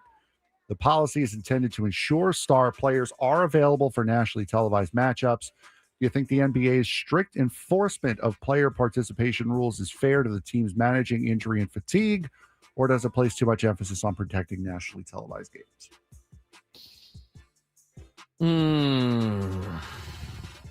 What are you talking about again? So I love that we listen to each other. Yes. It's so good. The NBA fined the Cavaliers $250,000 for resting Darius Garland for their nationally televised game on the 24th. It's the second time they've been hit for the players' participation policy this year. And so your question was should it be more for the should it be more for the nationally televised games? Do you think the NBA restricts strict player enforcement of participation policy rules is fair to teams managing injuries and fatigue, or does it place too much emphasis on protecting national games? I think they need to play. How many games they play? 80 something, 82. Play the games. They get paid hundreds of millions of dollars to play basketball. Play basketball. This is not a problem in any other league. No, it's not. It's not a problem in any other league. Play basketball. It's not like it's baseball where they play every single day. They have nights off. They play well. They get taken care of. Play basketball. The entire offseason where you don't play basketball. Just play basketball. I don't understand why this is such a hard concept for the NBA. Just have your players play. People want to watch your good players play. Play basketball. So dumb. There you go. Number 2. The one I wanted to get to is a little bit long, but here we go. The NHL is warning against against the growing trend of players taking pregame warm-ups without their helmets. Deputy Commissioner Bill Daley emphasized that Rule 9.6 mandates that helmets for all players who enter the NHL in 2019 and 2020 or later. Some teams like the Ottawa Senators and San Jose Sharks recently skated helmetless in Las Vegas in hopes of changing their losing streaks, while the Devils wore hats to honor Brendan Dillon's 1,000th game. It is a safety concern for the NHL. That's why the rule is there. I don't really care if they wear helmets or not. Make them sign something that says they're not responsible if they get hurt during warm-ups. I mean, they don't have that in the NFL. It's got a lot of guys warm up without gear. I get you're what the not- NHL doesn't want to get sued, basically. More or less. Noon lunchtime hour when we come back.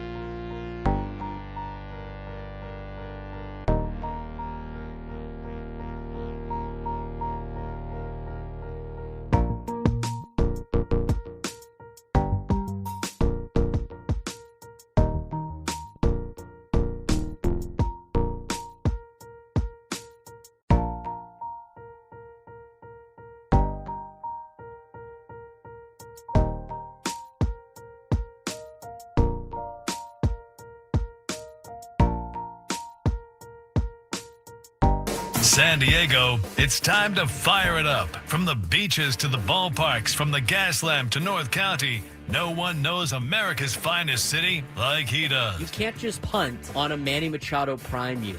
He's a fourth-generation San Diegan, born and raised in the heart of this community.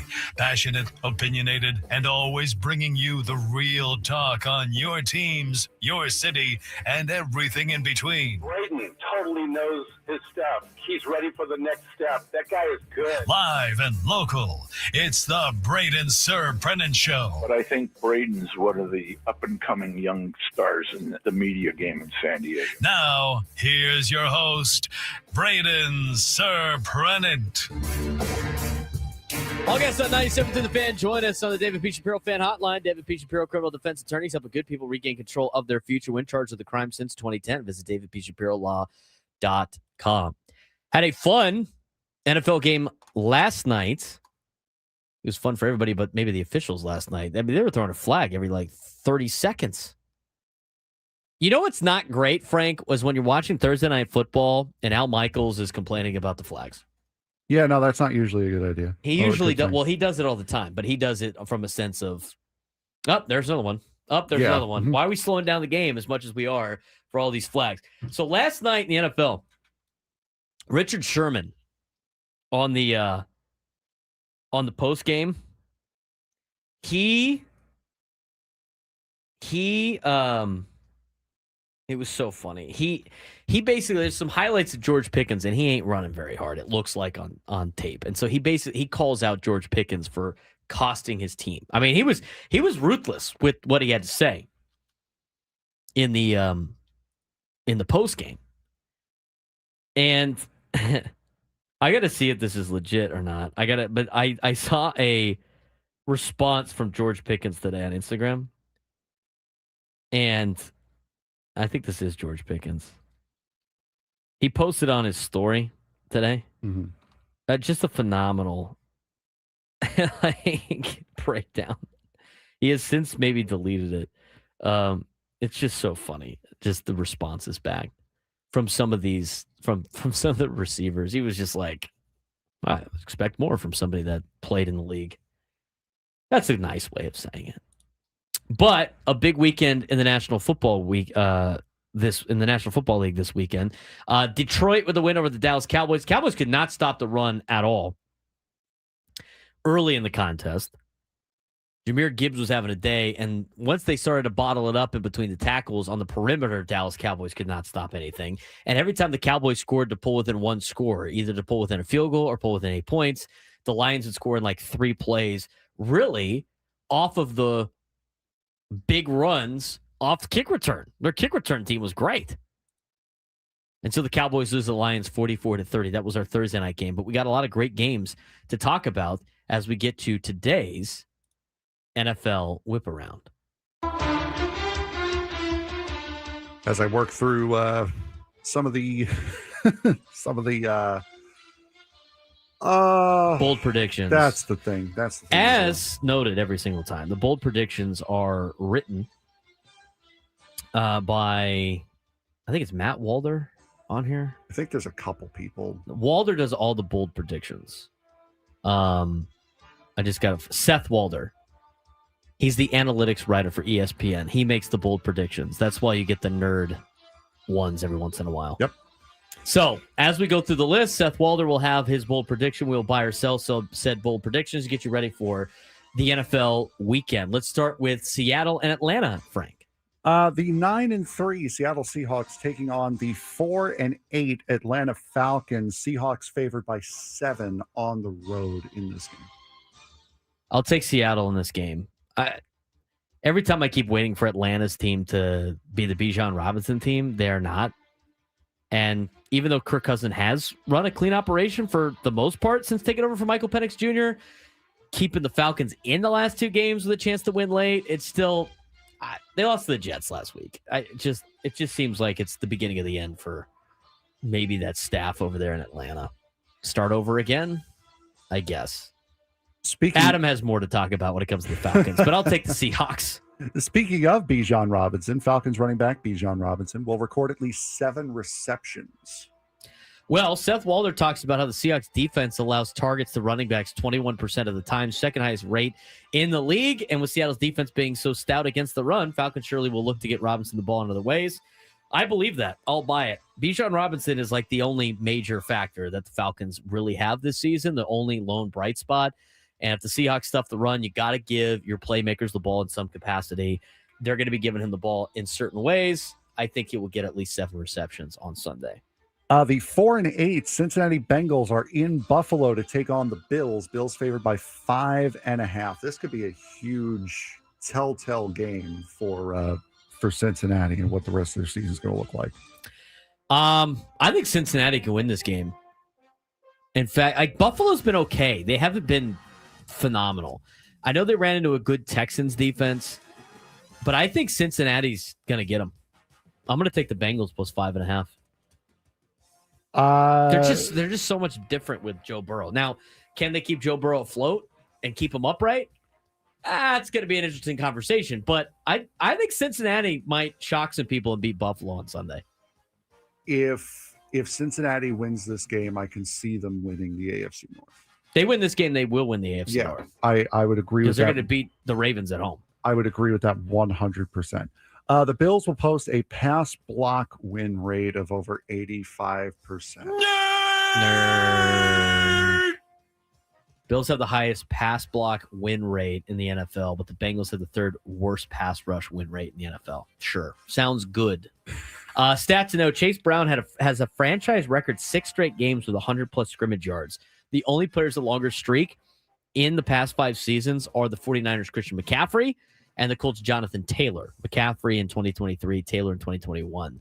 That's by ESPN Stat and Research on that one. The thing is this game, there's a lot at stake for this game. We talked about Cincinnati. Cincinnati and Buffalo are facing different battles in the playoff push. The Bills have a 90% chance of making the playoffs according to ESPN Analytics, and that goes up to 96% chance with a win and down to 79% chance with a loss. Meanwhile, the Bengals have a 7% chance to make the playoffs according to ESPN Analytics. That doubles with a win and goes down to 3% with a loss. I think the Bengals win on Sunday. Their season hangs on this game. They're going to throw everything they have at it. I believe they can win this game too. The 1-11 Tennessee Titans take on the 3-9 Cleveland Browns. Browns favored by 4.5 in this game. What's at stake in this game, Frank? I love ESPN Stat and Research. The first overall pick. No. The Titans...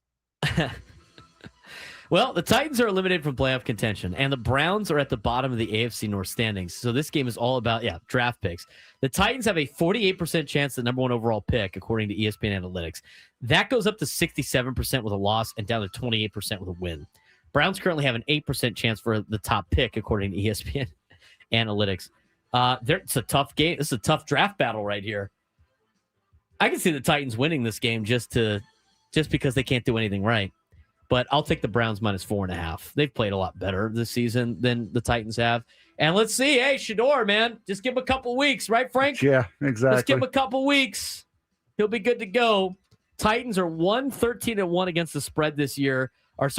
Against the spread in December since 2022. It's the worst in the NFL. I'll take the Browns. Bold prediction: the Browns will hold Titans running back Tony Pollard to under 30 rushing yards. Yeah, the Titans don't have much of a run game with Tony Pollard. Tajay Spears. Next up, then, the 3-9 Washington Commanders taking on the 4-8 Minnesota Vikings. Vikings favored by 1.5 at home. That started at 2.5. I'm going to take the Commanders. They look better. I mean, they really gave Denver a run for their money. And it sounds like, is Jaden Daniels cleared? Is he playing? I believe he is cleared. I want to say he is. I'm going to look it up real quick.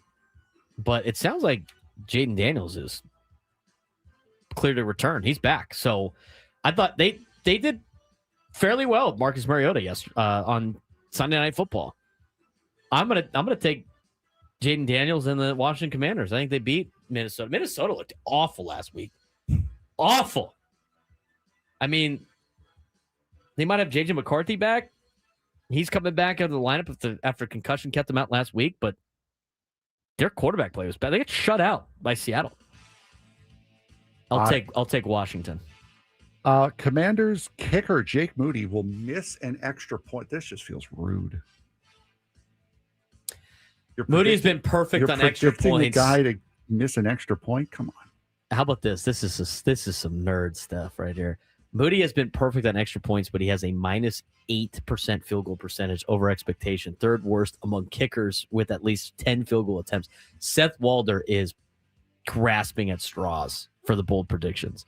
I'm going to buy it, though, because Jake Moody has been completely underwhelming as a kicker ever since Chris Fowler and Kirk Herbstreit talked about how perfect he was in the Fiesta Bowl against TCU. And then, he got drafted high by the Niners and got cut by the Niners because he was so bad. He's bounced around. Now with the Commanders, I can see him missing a PAT. Where's this game again? It's indoors, though. It's indoors, yeah. God, he misses a PAT indoors. He must really... I'll buy it, though, just for chaos. They must really hate him. 5-7 Miami Dolphins versus... Did Seth Walder go to Ohio State? I don't know. Miami Dolphins versus the 3-9 New York Jets. Jets 2.5-point home dogs. Stat to know by ESPN Stat and Research. The Dolphins have lost 7 straight games, including the playoffs, in sub 45-degree temperatures at kickoff, with their last win in those conditions on December 19th, 2019 in New England. I'll take the Jets. Jets, Jets. Dolphins defensive end Chop Robinson will be held without a pass rush win. Sure. Cool. Thanks, Seth. The 2-10 New Orleans Saints taking on the 7-5 Tampa Bay Buccaneers. Bucks favored by 8.5 at home. I'll take Tampa. It's a good. Did you hear Eddie yesterday? He talked about it as a good quarterback matchup for New Orleans starting quarterback because the Bucks can't stop anybody. I still think the Bucks win. New Orleans might be one of the worst teams I've ever seen, and they've won 2 games. I'll take Tampa. Bucks cornerback Jamel Dean will record a pick. Yes, I think the Saints are going to be throwing a lot. Cool. And Schlo's going to throw multiple picks. 8-4 Indianapolis Colts taking on the 8-4 Jacksonville Jaguars. Jags 1.5-point dogs at home. Just like I said with the Cincinnati game, this could be a game where if the Colts win, they might be a for real team. The winner will have at least a 60% chance to win the division, while the loser will drop to under 20%. That's what's at stake. I got Jacksonville at home. They're going to have to ride Jonathan Taylor a lot in this game, and I don't think Daniel Jones will be able to put up a 300-plus passing yard day in order to make it happen. So you're selling that. I will sell that. Got it. I know the Jags defense isn't very good. I think you got Daniel Jones early. He was hot. He hasn't been as hot in recent weeks. The Colts haven't played as well in recent weeks. Jags have done pretty decent. I'm taking Jacksonville in this one at home, and I think they overtake the Colts for first place in the AFC South. The 6-6 Pittsburgh Steelers taking on the 6-6 Baltimore Ravens. Ravens favored by 5.5. I'll take Baltimore in this one for sure. This one's interesting too. The winner will be in first place in the AFC North. According to ESPN Analytics, the Ravens enter with a 60% chance to win the division, which would increase to 75% with a win or fall to 30% with a loss. The Steelers enter with a 33% chance to win the division, which increases to 63% with a win and falls to 18% with a loss. And the game's in Baltimore. Quote the Raven to Pittsburgh, nevermore. I'm taking the Ravens. Steelers slot corner Brandon Eccles will allow at least 5 receptions. 5 receptions will allow 5. Yeah, I'll buy it. 10-2. Oh, the Denver Broncos. Against the 2-10 Las Vegas Raiders. Raiders 7.5-point dogs at home. I'm taking Denver. The Raiders suck. Have the Raiders played the Saints yet? Do they get to play the Saints? I don't know. I'd love to see. You know what I'd love to see? I'd love to see a playoff for the number 1 pick. That's what I would love to see. Yeah, that would be nice. That'd be fun. Broncos left tackle Garrett Bowles will record a 100% pass block rate win. Sure. Got it. He's going against Max Crosby, but the Raiders are so bad. I just saw this graphic the other day. I thought it was hilarious. I got to pull it up for you because it's so funny. It's a Raiders helmet, and it says, "If you don't support us when we go 2-15 this year, I saw that. Yeah. don't think about jumping on the bandwagon. We go 3-14 next year." Saw that. They're so bad. This game, I mentioned it yesterday. I'm very surprised that this is going to be in 2 of 3 weeks, but it'll be the 9-3 team that is known as The Bears. The Bears. taking on the 8-3-1 Green Bay Packers. Pack 6.5-point favorites at home. I'm taking the Pack. How about Ben Johnson this week talking about, and he didn't mince words. He said the Bears are winning games in spite of our passing game, not because of it. Oh, that's really endearing to Caleb Williams, huh? Yeah, well, you know. But he clarified he isn't dissatisfied with the play of Caleb Williams. Nice, buddy. Quarterback was off target on 27% of his passes Sunday against the Eagles, which Johnson attributed to factors such as the wind, ball placement, and route depth, and had a 47% completion rate. When we're complaining that the receivers are going too deep, we might have a problem. Here's what Ben Johnson had to say. I know what the stats say. Throw those out the window. He's doing a really good job managing the game. That's step number 1 for the quarterback, and he's going to continue to get better. So he's a game manager. He just admitted that his starting quarterback's a game manager, and the passing game sucks. The Packers will hold the Bears to a 38% success rate on the ground. I think they're going to win this game, which means they got to stop the run because the Bears can actually run the ball. And so I will buy that. The 9-3 Los Angeles Rams taking on the 3-9 Arizona Cardinals. Cardinals 8. Cool. Cardinals suck.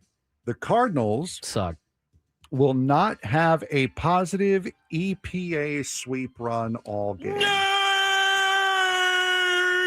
Seth Walder with his bold predictions. I will buy the bold prediction from Seth. I want to go back to the Bears and Packers. What's at stake? Teams are going to play each other twice in 3 weeks. Yes. They'll play again in 2 weeks. So yeah, twice in 3 weeks.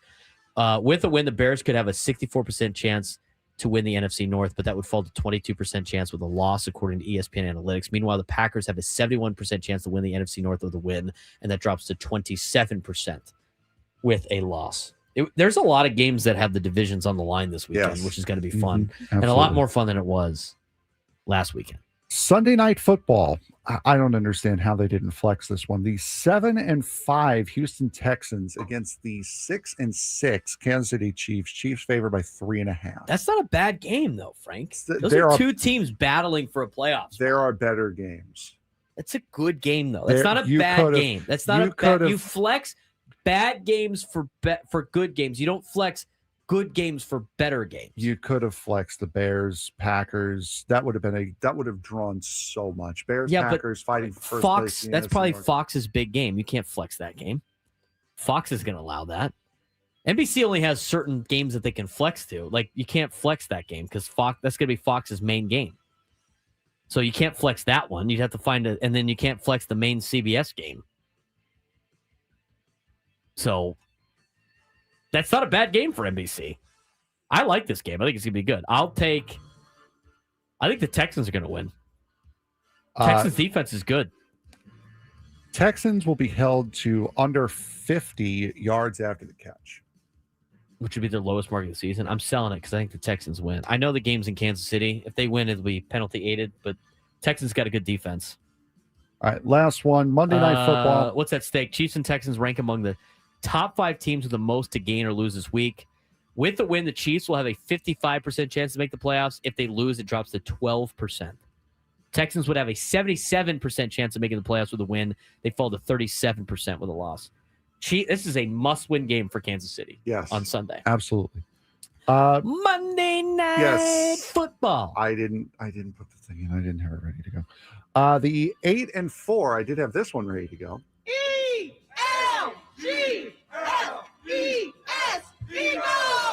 Taking on the 8-4 Los Angeles Chargers. Eagles favored by 2.5 on the road in Los Angeles. I got the Chargers in this one. Okay. I know Justin Herbert's is gonna be banged up. I know with his left hand after having surgery. They're playing better than the Eagles are. Chargers can run the football. Eagles have allowed 898 total yards over their past 2 games. They're second most allowed over a 2-game span with head coach Nick Sirianni. They're not playing good football. I think the Chargers are going to beat the Eagles. Chargers cornerback Cam Hart will allow at least 5 receptions in coverage. Sure. Late in the game when the Chargers are up. And that's our NFL whip around for week 14. Yeah, it is. When we come back, we'll take a look at a couple more things from the winter meetings preview that Jeff Passan and Buster Only talked about. Surprise teams that are going to make a lot of noise. We'll talk about that and what the international market looks like for teams coming up in the winter meetings when we come back on the Braden Surprenant Show, San Diego Sports Station 97 through the Fan.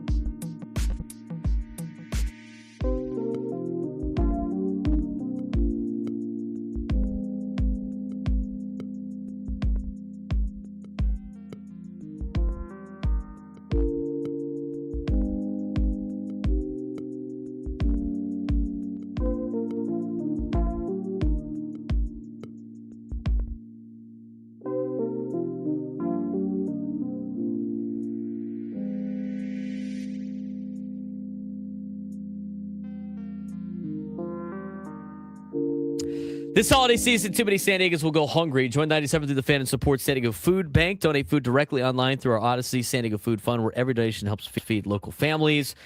Go to 97throughthefantasy.com/food fund and give today. I got this debate going on with college football, my friends.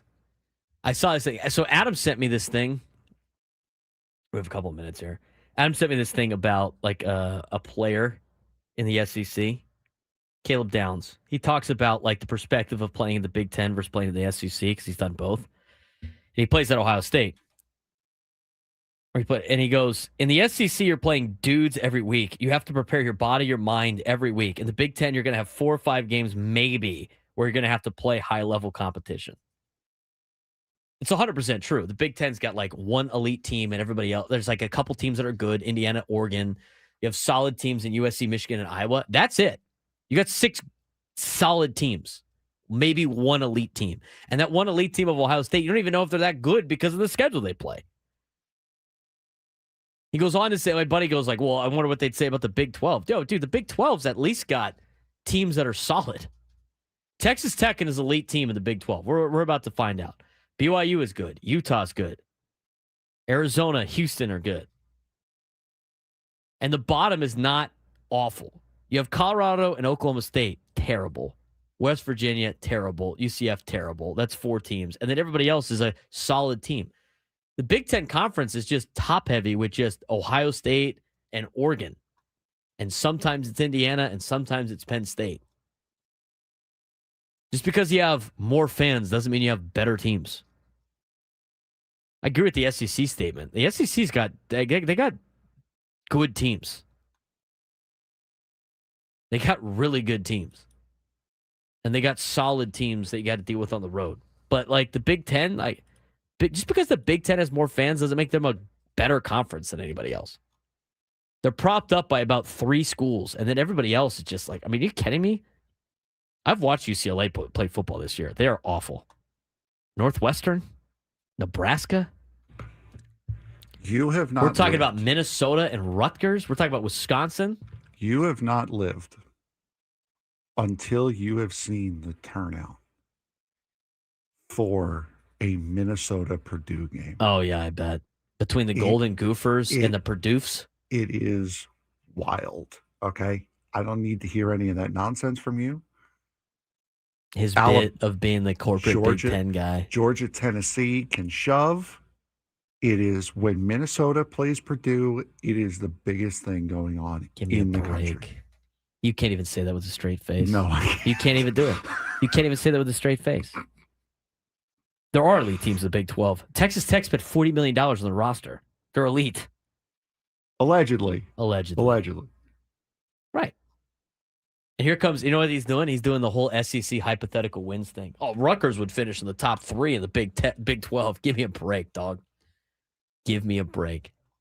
All right, I wanted to get to a couple of things here with this last kind of winter meeting preview from Jeff Passan and Buster Olney. We've talked about it a lot today. They give some surprise teams to watch. This is a surprise.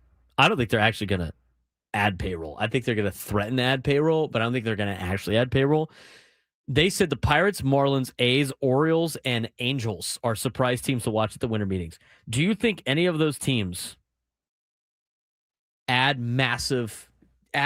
tons of money to their payroll? What was the last team? Did you say the Orioles? Orioles and the Angels. I could see the Orioles maybe doing it. The Orioles already have. I mean, with some of the trades that they've made and they've already added Ward and Helsley. They've added payroll. They're looking for a big piece, though. They're going to sign a big piece?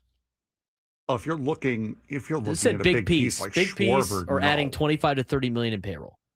I could see them adding a bunch of little pieces to get to that 25 to 30 million. I don't see them adding a Schwarber. I'll clarify it for you. They said the Pirates, Marlins, and A's are all expected to add 25 to 30 million in payroll. Then it says the Orioles. I'm talking specifically about the Orioles. I know. Well, I'm getting there. Okay. I'm explaining it to you.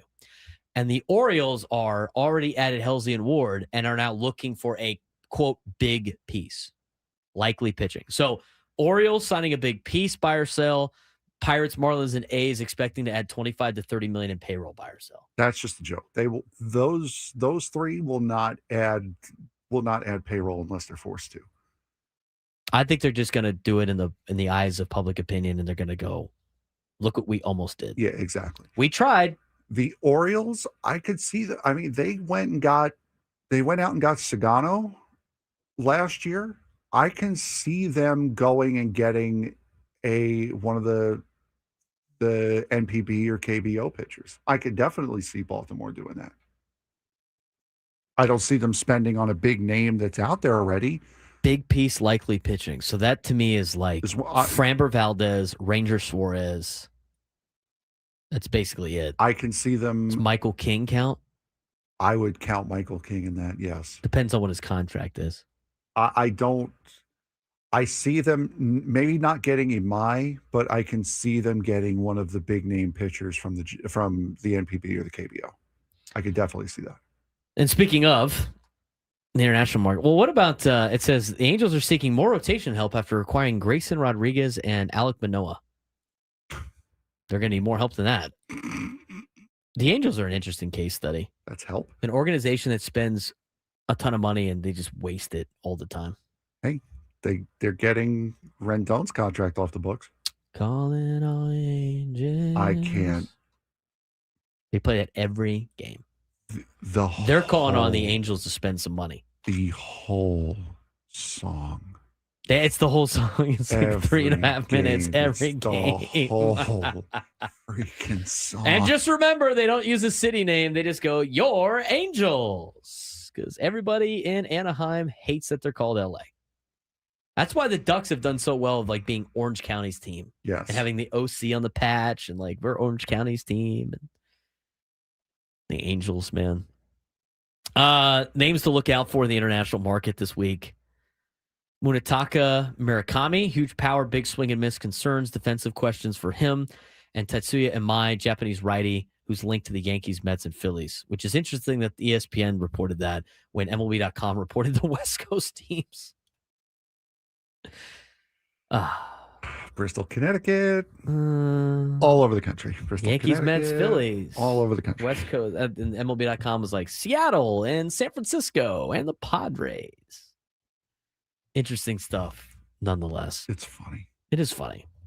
When we come back, we'll get you a quick preview of the championship weekend for college football, and we need a contestant for a midday sports standoff.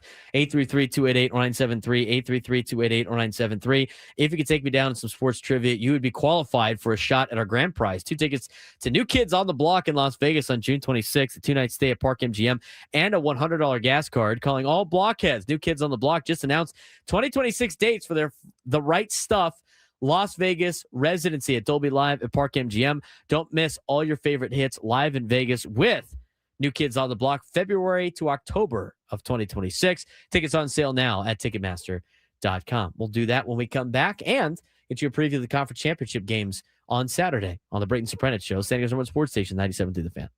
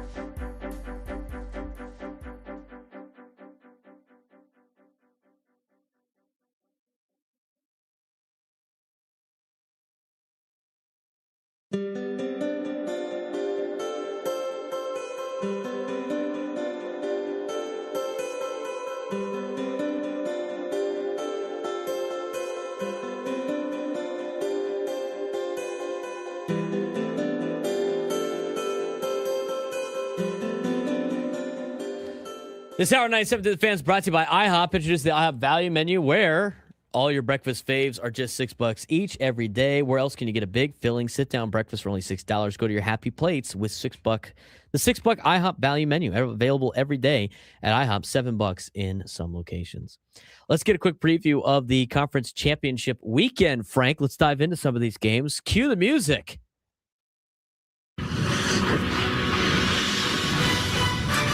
Championship week may not have the same playoff stakes it used to, Frank, but you know what? Every title game this weekend has major storylines, a lot of big-time players, real chaos potential. We're going to tell you everything you need to know heading into each matchup. Perfect to set up a lot of your picks. Let's talk about let's start with some of the games that are played today. Seems like a logical place to start. Conference USA is today, isn't it not? Yes, it's the first game to kick off. First game to kick off is Conference USA. It will be, well, they kick off at the same time as the Sun Belt. Kennesaw State and Jacksonville State. This game will be played in Jacksonville, Alabama for the Conference USA Championship. Jacksonville State Kennesaw State's favored by 2.5. The total's 58.5. Jacksonville State is the one team in this league whose run game never fluctuates. They ran for 252 yards on 42 carries in the first meeting, and none of it was random. Kennesaw State's tackling and rush defense remain bottom tier, and nothing about their profile suggests they can hold up. Line actually opened up Jacksonville State by -1.5. Kennesaw State's now moved the needle. I think a lot of people have moved it because of the Cinderella story that they have been, Frank. I know you're rooting for Kennesaw State in this game. Yes, absolutely. I would love to see Kennesaw State take the win, especially just in their second year as a D1 program. It's a huge jump for them. I'd love to see it. I think Jacksonville State wins this game, though. I think the line's a little bit off. I think the line is like a Cowboys game where all the Cowboys fans vote for the Cowboys. Yeah. But I like Jacksonville State in this game. They're very consistent. Physicality travels, even though they get to play at home. I'll take Jacksonville State in this one. 4:00 on CBS Sports Network. Wait a second. We did our picks yesterday. I know. I took that game. I know. We all took all the games. I'm telling you what I picked. Okay. I'm just saying. I picked Jacksonville State yesterday. I was just saying we can't make different picks now. I'm saying. I remember the picks I made. Jacksonville State bet plus 2.5 is huge. ESPN says take it. They also said take the Jacksonville State team total over 28.5. They're going to score at least 30 points. Sun Belt Championship, Frank. Yes. We're going back and forth on this. Okay. Hold on. I got you. Sorry, I was working on trying to catch up. Sun Belt Championship is going to be between the Dukes of James Madison versus, why have I lost this game now? Where the heck is James Madison and Troy? It's James Madison and Troy. Right, I can't see it on the stupid thing. It's the American. You don't have it on that one. It's on the I lost it. The best bet. James Madison's favored by 22.5 in this game. Already took James Madison. This is expected to be a one-sided game. Yeah. I took Troy based off of the monster spread. I think James Madison will win this game, but I think Troy's gonna win. Yeah, they're playing for style points too to try to get into the college football playoff. They got a top 10 rushing defense, top 20 in tackling. They got a good coverage unit. Troy's offense is 100% efficiency based. They're not very explosive. They're also 8-4 this year. I mean, James Madison ran away with the Sun Belt, and I would imagine that they are going to destroy Troy this afternoon in Harrisonburg, Virginia. I won't spend too much time on that. American Championship game tonight's at 5:00 on ABC. North Texas and Tulane. Game will be in New Orleans at Yulman Stadium, where the Tulane Green Wave play. North Texas is favored by 2.5 in this one. Yes, North Texas favored by 2.5. This North Texas team total over is 34.5. This is a bet on the one unit that has been automatic, the North Texas offense, which leads the league in touchdowns, points per play, and yards per play. I believe that Tulane will be able to overcome how good that North Texas offense is. I think Tulane will be just fine. It's going to be close, but I'm going to take Tulane. North Texas's offense, high-powered, touchdowns, points per play, yards per play. How about this? North Texas's quarterback and Tulane's quarterback moved on, and they're playing in other conference championship games. They still found a way to get back to the conference championship in the American. There you go. UNLV, Boise State. I picked the Broncos yesterday. I'm going to pick the Broncos again today. I think with what Boise State can do with Maddox Madsen being back is very difficult for UNLV to deal with. Vertical passing, they got explosive running backs. Boise State does. Yards after contact, really good for the offense for Boise State. Plus, UNLV's defensive metrics, Frank, are a disaster. 110th in run defense, 73rd in tackling, 64th in coverage. I know they went 10-2, but Boise State already beat UNLV once. I think they're going to do it again. Yeah, but then UNLV, whenever they really had like a chance to play a good team like Hawaii, they fell apart. They were not good. They were a product of their schedule this year. That's why I took Boise State yesterday as well. All right, that's today's games, right? Yes. Let's get to tomorrow's games. BYU, Texas Tech, I think is going to be a doozy in the Big 12. Yeah, I said doozy twice today. But I think it's going to be a great game. It's the first game tomorrow. I think Texas Tech's probably going to win very soundly, but I think it's going to be thrilling early. It's the only sellout for a championship game. Texas Tech and BYU, they sold out Jerry's World in Arlington. Texas Tech's really good. They dominated the first game 29-7, and they could have been up 28-0 early. Baron Morton must stay clean in order for Texas Tech to capitalize on opportunities, and they need to capitalize on red zone chances. Can't settle for field goals. They're favored by 12.5 tomorrow, as the line has moved a little bit. But they're really good. And like we heard from the athletic director of Penn State, Pat Kraft, $40 million roster right there for Texas Tech, number 4 in the country. I think they march on to a first-round bye in the college football playoff. If I remember correctly, I believe I said Texas Tech was going to win the game, but I was taking BYU to cover. BYU is, I think, a little bit better than what they're being given credit for, and I know this is pretty much going to be a home game for Texas Tech, but I believe that I do believe Texas Tech is going to win the game. I think BYU is going to make it a little bit more challenging for them than many people believe.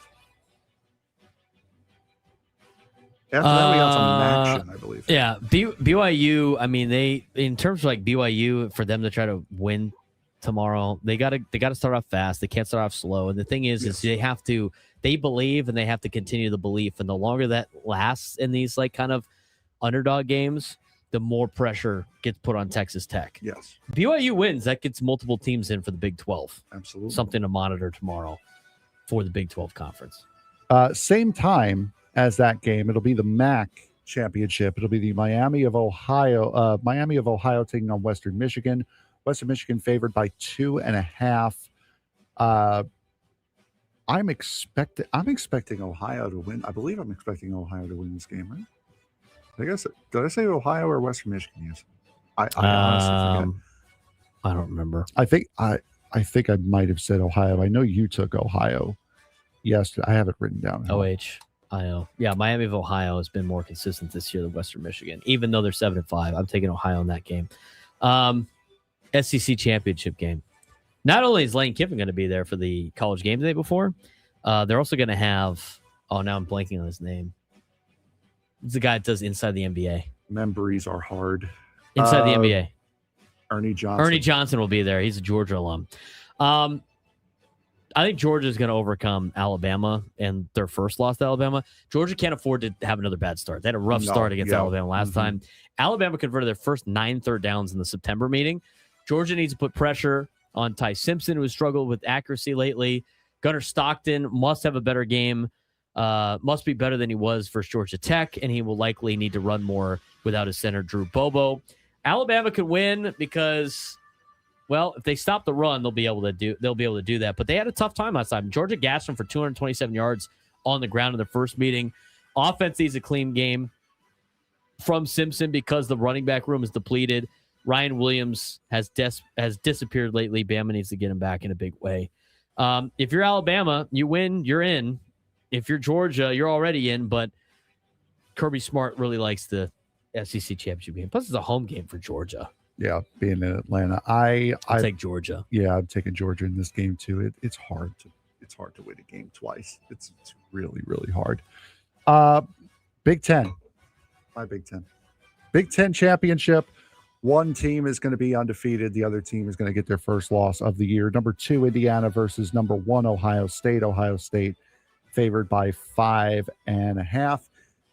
Indiana's good. I give them a lot more credit this year than I did last year because it felt like last year was just a fluke.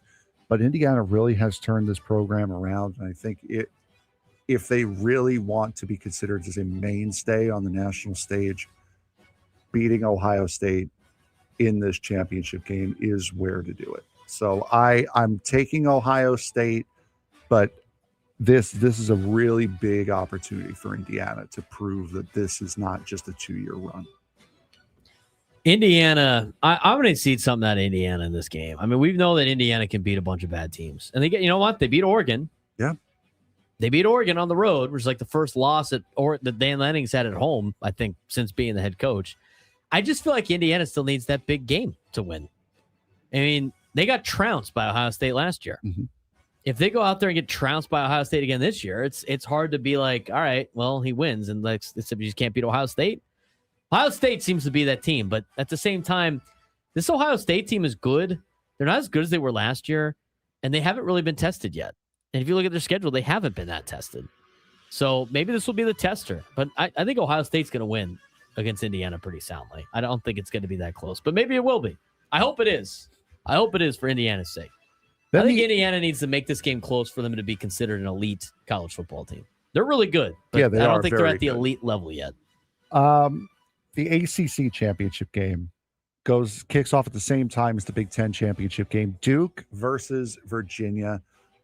I think Virginia's going to win. Virginia is going to win. I want Duke to win this game so bad. I am rooting so hard for Duke. Duke's got a better quarterback. Virginia's got better linemen. Linemen usually way out. I mean, the last time these two teams played, Virginia just pushed Duke around. They held them to 42 rushing yards, and they sacked Darian Mensah 4 times. Duke needs balance. They've only won once all year without hitting 100 yards rushing, and if they can't move the ball on the ground against Virginia, it's going to be a blowout. Mensah with 3,450 yards, 28 touchdowns, 4 picks. Elite quarterback when pressured, 6 touchdowns and only 1 pick. They need him to have a huge game. Virginia's already showed the formula to beat Duke. Dominate the trenches, run for 224 yards like they did, and attack Duke's beat-up secondary. Chandler Morris threw for 316 in the first meeting, but must avoid the turnovers that kept Duke alive. As somebody that's watched Chandler Morris quarterback their team, when he was at TCU, he's been at like 4 different schools. If he turns the ball over a couple of times, Duke's going to have a chance. Duke's got to be able to establish the run, though. Yes. If Duke can't move the ball on the ground, and you're going to see very early on if they can or not, Virginia's going to run away with it. But based on what the ACC's been playing, I can see Duke just knocking the ACC out of the playoff completely. And then you would have James Madison and North Texas potentially in the college football playoff. It would be so much fun. Jake Waters brings up a good point. Whose home game is it in the Big Ten championship game? Ohio State sells out buildings, and they're not far away from Indiana. Or should I say Indianapolis, which is obviously in the home state of Indiana. Who do you think has more of a crowd on Saturday? I think it's Ohio State. They usually try to split those games. Well, that 50-50. I know it doesn't always work out that way, but that's usually what they get the same allotment of tickets, but then there's a bunch that are open to the public. Yeah. And Ohio State usually buys them. Yeah, I would say Ohio State. Unless Ohio State fans are like, well, I'm only going to be able to travel to a couple of these things, and we know the playoffs coming. Yeah, that or Indiana really shows out because it's their first time in a long time to be able to go after a Big Ten championship, a conference championship. That's the other side of it too. I can very easily see Indiana's crowd showing out. Whoops.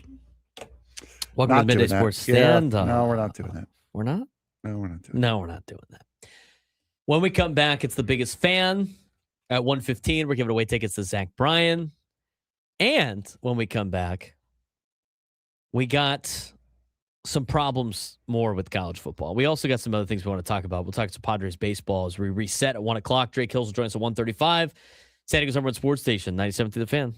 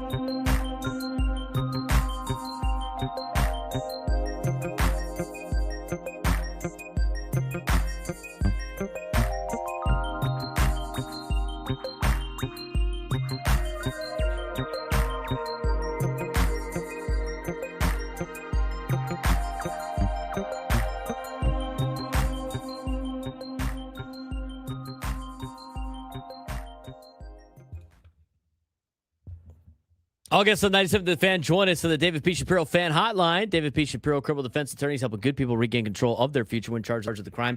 Since 2010, visit davidpshapirolaw.com. He's Frank Marchese. I'm Braden Surprenant. Welcome back to the Braden Surprenant Show, live and local each and every day from 10 to 2 on San Diego's number one sports station, 97.3 The Fan. It is time for our biggest fan. Aha. Time for the biggest fan. Congratulations to today's biggest fan, Lisa Healy in El Cajon. Lisa Healy in El Cajon. Give us a call within the next 10 minutes at 833-288-0973, 833-288-0973, and you'll qualify for our grand prize, 20 tickets for you and your friends for a night in our Odyssey Suite at a Padres game with all of the fan staff later this season, catered by Spiro's Mediterranean Cuisine. Remember to register your name at 97throughthefansd.com/biggest fan. Lisa Healy in El Cajon. Give us a call within the next 10 minutes at 833-288-0973, and you'll qualify for our grand prize, 20 tickets for you and your friends for a night in our Odyssey Suite at a Padres game with all of the fan staff later this season. There you go. That is not James in Oceanside, and that was not Brenton in Tucson. No, it was not. I don't think it can be Brenton in Tucson, can it? Well, Brenton doesn't actually live in Tucson. Well, no, I'm making a joke. It can't be Brenton in Tucson, technically. I'm still in the heated debate with the Big Ten versus the Big 12 issue. And as I mentioned before, how about this? You factor out Ohio State, and guess what? That's basically most of the eliteness of that conference. The claim is like, this is a hypothetical SEC matchup. Wins again, Frank. It's like, about 7 to 8 schools in the Big Ten can win the Big 12. Oh, yeah, because we don't have Ohio State you have to worry about. So the reason why they can't win their own conference. Everybody knows it's going to be Ohio State winning the conference all the time. You take Ohio State out, it's like 7 schools in the Big 12 that can win that conference. These conferences have more parity than you think. It's a lot more parity in college football than you originally think. And it's funny. It's like the question comes about, like, has money saved college football or they completely ruined it? Well, they had a big article on this on ESPN about how college football has entered this new chaotic money-driven era and the sport's traditional hierarchy is starting to kind of collapse. The once laughable programs, Vanderbilt, Indiana, Virginia, are suddenly winning big and fighting for conference titles and even pushing for college football playoff opportunities. NIL, revenue sharing, transfer portal have all blown up the old rules. Programs that were once buried under geography, history, and budget disadvantages have suddenly been given a window to compete. If they're willing to spend millions and change their entire mindset, Vanderbilt went from we can't win here to $6 million overnight.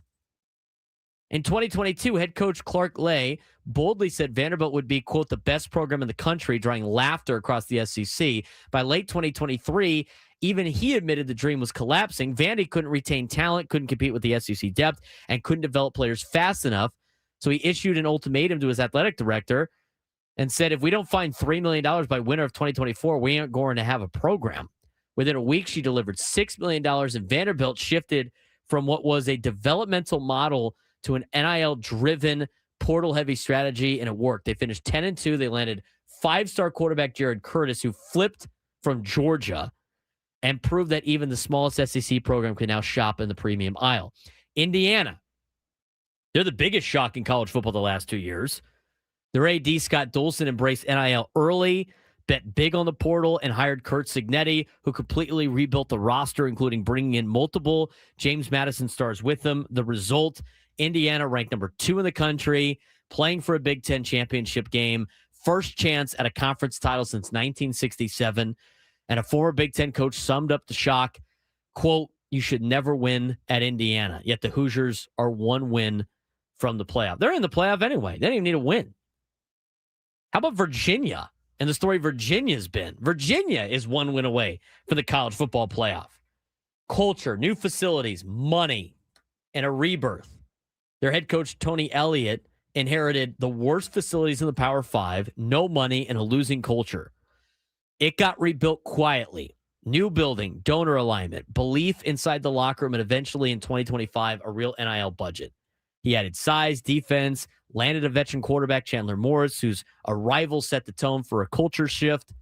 And the turning point for them was a double overtime upset over top 10, then top 10 Florida State. A moment that announced Virginia has made them a legitimate contender.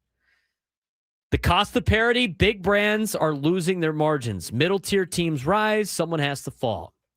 Wisconsin fell from Big Ten power to 4-8. Florida State from 13-0 to 2-10 due to portal losses. Penn State and Clemson, top 5 preseason, dropped to both 3-5 by November.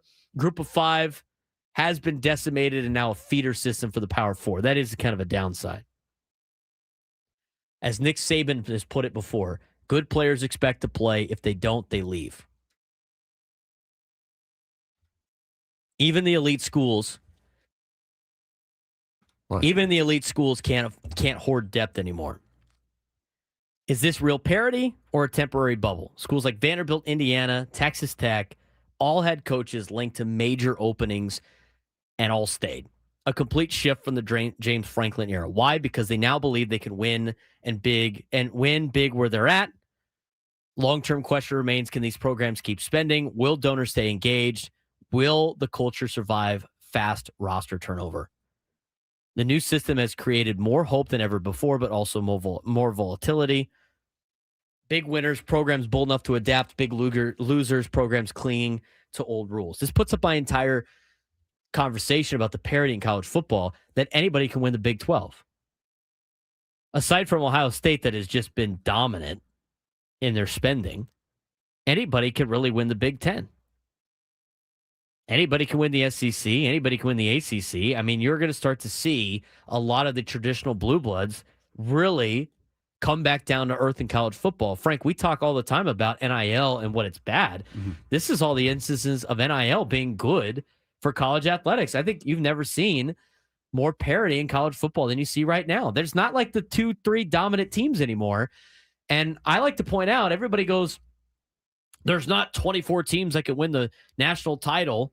Just like they said, there's not 12 teams that can win the national title. Frank, there's 12 teams right now that could potentially win the national championship. Yeah, there absolutely are. And this is also a sign of who is willing to change and who can see the future over who is going to cling to the past. Because a lot of that you brought up was Indiana getting out ahead of NIL, Vanderbilt getting out ahead of it, Virginia getting out ahead of it.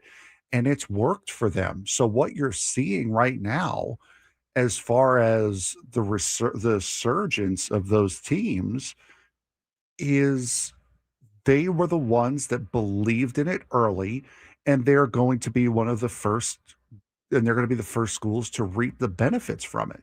That is what you're seeing with these programs. And now that it's a model that is proving successful, you're going to see a lot more teams do it, but they're not going to get the recognition that a Vanderbilt, an Indiana, a Virginia will get because they were one of the first to do it, and they were the first ones to have success with it. This is the thing with college football. I mean, I think, and you're going to get more of this. And then here's the other thing too. Like, kids understand they want to go to a place that they can play, and they want to go to a place that can play in big games and get paid. And there's a lot of schools now that are paying money that now they could go, as Ed Ogeron said on Bennett Woods this morning, and go through the front door now instead of having to make the money deals on the back door. Said he was kidding. Allegedly. And so now these programs can do that. And on top of that, they give kids an opportunity to play in a high level. And when you're competing and all of a sudden you expand the playoff to 12 teams, these kids know that they have a shot and they don't have to go to the 4 schools that have dominated and were paying money under the table. Now everybody's paying money. Now all of a sudden the playing field is more level, and see what happens. You get teams like Virginia potentially in the college football playoff. You got Texas Tech that's going to get a first-round bye in the college football playoff. You got Indiana in the college football playoff. These are schools that like 5, 6, 7 years ago you would never assume would ever even have a chance to make the college football playoff. Now they're getting good athletes. You expand it to 24 teams, and guess what? There's going to be more parity in college football. Mm-hmm. Because these kids are going to be like, oh, I guess I could go to San Diego State now. They have a path. They spend money. They have a path. I could go to some of these other schools, and there's not just one dominant team anymore. There's still some remnants of the old system in play with teams like Ohio State at the top and spending a lot of money, and the Texases of the world and everything like that, and Georgia and Alabama. But they're falling more and more closer to the pack with all of these changes. Parity is great for college football because now more entities are paying attention. Parity is not good for the elite at the top that have made all of the money off of college football. And so all the mouthpieces of college athletics on ESPN, they want everything to be like it's always been because they've always made the money, and they don't want to share the money, just like it is in every walk of life. The people in charge of the money, the people that are making all the money, don't like sharing the money. That's why the Big Ten and the SEC puff their chest out and talk about how great they are when we all know it's smoke and mirrors. There's about one or two elite teams per conference in the SEC and the Big Ten, and everybody else is just kind of there. But they think that they're the best. We have the most people that watch. Well, you have the biggest fan bases. And they don't want anything to change, and they like the way things are. But this is why you fight for some of this stuff in college athletics. 833-288-0973, 833-288-0973. When we go to break, we're giving away tickets to the Zach Bryan concert at Snapdragon Stadium July 31st. Tickets are on sale at Ticketmaster.com. Be the first one to call in and tell us the name of the song that I mentioned yesterday by Zach Bryan. Not American Nights that came on, but the other song that we have as a rejoiner. If you could tell me what the name of that song is and be the first one to do it during the break, you will win tickets to Zach Bryan on July 31st. Again, want to make it clear, not American Nights, the other one. It's the other one. And we talked about it yesterday, if you're paying attention. 833-288-0973, 833-288-0973. If you listen to the show a lot on the radio, you'll have a pretty good advantage of this because you've probably heard the song once or twice. We'll give away those tickets as we go to break on the Braden Surprenant Show. San Diego Sports Station 97 through the Fan.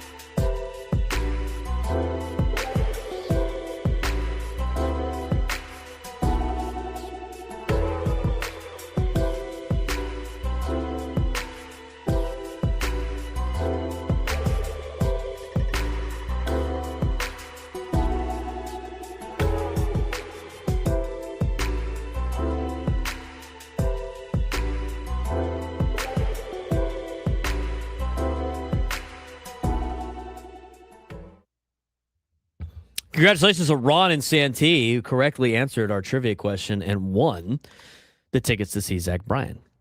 If She Wants a Cowboy was the name of the other song that we play sometimes. That was Hardy that you just heard. We're going to get to the World Cup situation.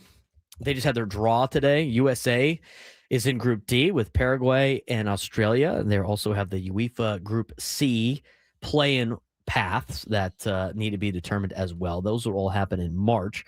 And we'll talk about that with Drake Hills when we come back on the Braden Surprenant show. But I do want to mention some of the stuff. I mean, I had some people ask, I got a game tonight with Cathedral. We're playing at, and they already left. They're about to leave in about 10 minutes on the bus. I'm driving myself. Here's the situation. It's me, it's my friend, and my mom. We're going to leave at 2:30. We got to get up to Long Beach City College. Now, the drive itself is the easy part with my mom and my friend. Now, the hard part, and now maybe she's listening. She listens a lot. I'm not worried about my friend being at my house at 2:30 ready to leave. I am worried about my mom. She's late to a lot of stuff. She has her nickname's Dizzle. I call her Dizzle. She kind of anointed her that name. Like, so at the gym, there's these things that are like kind of heart monitors, and they track like your effort and stuff like that at the gym, and like burning calories and all that stuff when you work out. Mm-hmm. I forget what they're called, but everybody's got like a little name for it. My dad's just did his own name because he's boring.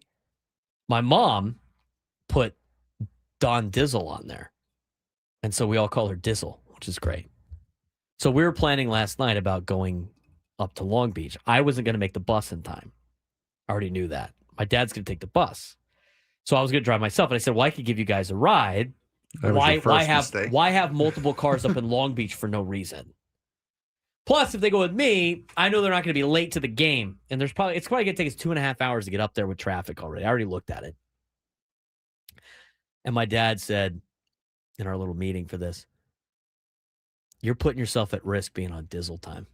And I was like, you know what? I am a little bit.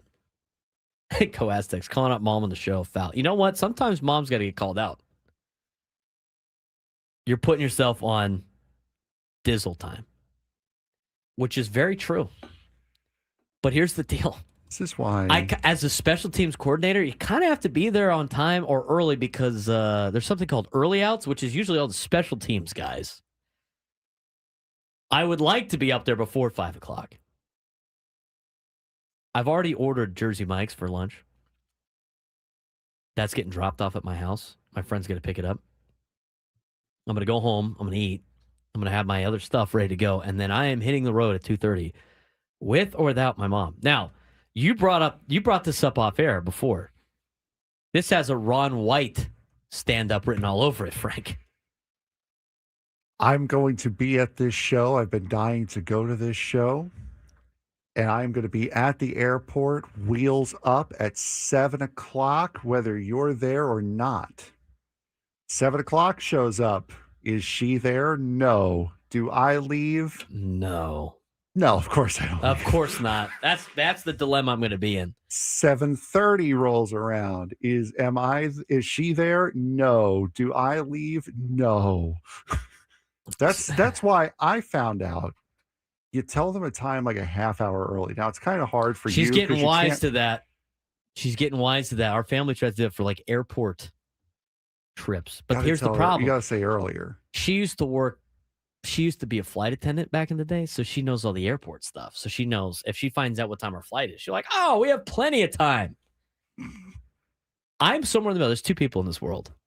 And then I'm in the middle. There's the people that get to the airport 3 days before their flight starts. Before their flight takes off. That's like our friend Perez. Frank. Mm-hmm. He gets to the airport like 3 days prior to his flight leaving. That's how early he gets there. And he posts up at the bar and all that. No, that is way too flippin' early. There are some airports where it's a necessity. That here I wouldn't say. Depending upon what time here, I wouldn't say so. I'm trying to get through security about an hour and a half before. Yeah, I don't need a lot of time at the airport. Like I don't need the alcohol. I don't need the beer at the airport. You know what? If I'm going on a vacation and it's like right before the vacation, it's like after it's happy hour time, sure, have a cocktail. But like I got friends that get to the airport early in the early morning and they're already like, oh, morning airport beer, let's go. No, thank you. Morning airport beer. That hits apparently. Bro. I can't do it unless it's a vacation trip. Like if I'm going to the airport for any other reason, work related, whatever. Probably not having an airport beer at 7 a.m. Will I have an airport beer if I'm sitting there waiting for our flight next Wednesday? Hey, maybe. Flight's at 7. All right. So, could work out. But again, so there's those people like Perez that is there 4 days before you take off. He just lives at the airport for 3 days. And then there's people like my mom who get to the airport and they're getting through security as they're boarding the first group. I can't do that. I can't. No. I can't do that. No. It works out for her. She always gets on her flight. But you know what? I'm not going to do it. You know what that's called? Why add the stress? That is called the luck of fools, is what that's called. Why add the stress? That is the luck of fools. Why add the stress? You know what? Here's the other thing. Again, this is what backfires for us is the fact that she does things that she knows the inner workings of the airport for working as a flight attendant. And they're boarding groups and I'm ready to and I don't want to sit. I'm not going to be a psycho that stands up when I'm like 5 groups away, like sitting there in the front of the line. Like, relax, dude. She'll go to the bathroom as they start boarding multiple groups. All right, I need to go to the bathroom one more time. I'm sorry. We're boarding now. And you realize the bathroom's on the other side of the terminal. Like, is that your mom yelling? No, it's our friend Jake from CBS from State Farm. He goes. Him and his wife got to the airport 22 minutes before they boarded the Wednesday before Thanksgiving. Oh my God, Jake, are you one of those people? Oh, I would have lost. Stress level too high. Too high. I'm usually a guy who likes to be like at Kennedy. You have to be at the airport like 3 hours before because you never know what you're going to get with Kennedy. I would assume LAX is the same. I would assume like Chicago O'Hare. I would assume Chicago O'Hare, Boston Logan, Hartfield, Atlanta. That's the same way. Cole Brooks in the chat. Nothing like a beer at 6 a.m. before getting on a metal death trap that floats. You know what? You know what? Sometimes you got to take the edge off. Sometimes you got to take the edge off. You got to take the edge off of getting on the metal death tube. Oh my God. But I tell you what, this is like my airport thing. For San Diego, an hour and a half is cool. Like I'm trying to meet up with somebody before the flight. The latest that they're available is 4:30. You got to backtrack from the time you want to physically be at the airport, yeah, right? So our flight's at 7:07 on Wednesday. I would feel comfortable getting to the airport no later than 6. Like I'd feel comfortable with that. Wednesday night in the middle of Wednesday night, it's after evening rush, I would feel comfortable with 6 o'clock being like the absolute latest. But if we're meeting up downtown. Like, I'm not going to come here. I'm not going to come to a place here and then have to worry about booking it to downtown to get to the airport. No, we're going to like Mona Lisa's or something. Like that's the plan. That's always a staple. When you land in San Diego and you leave, you had a Mona Lisa sub on the way out. Jake Waters said he flew out of San Diego 29 times in 2025. He travels a lot for work. He never got to the airport more than 50 minutes before flight departing. True. Yeah. San Diego's different. I breeze through security at San Diego's airport. I don't like to y'all make haven't it that lived close. No. By the way, Jake texted me back. He said he still had time to grab that beer for 22 minutes for the flight. Y'all haven't lived. No. We want to live. That is why we do things the way we do things. We want to live. There's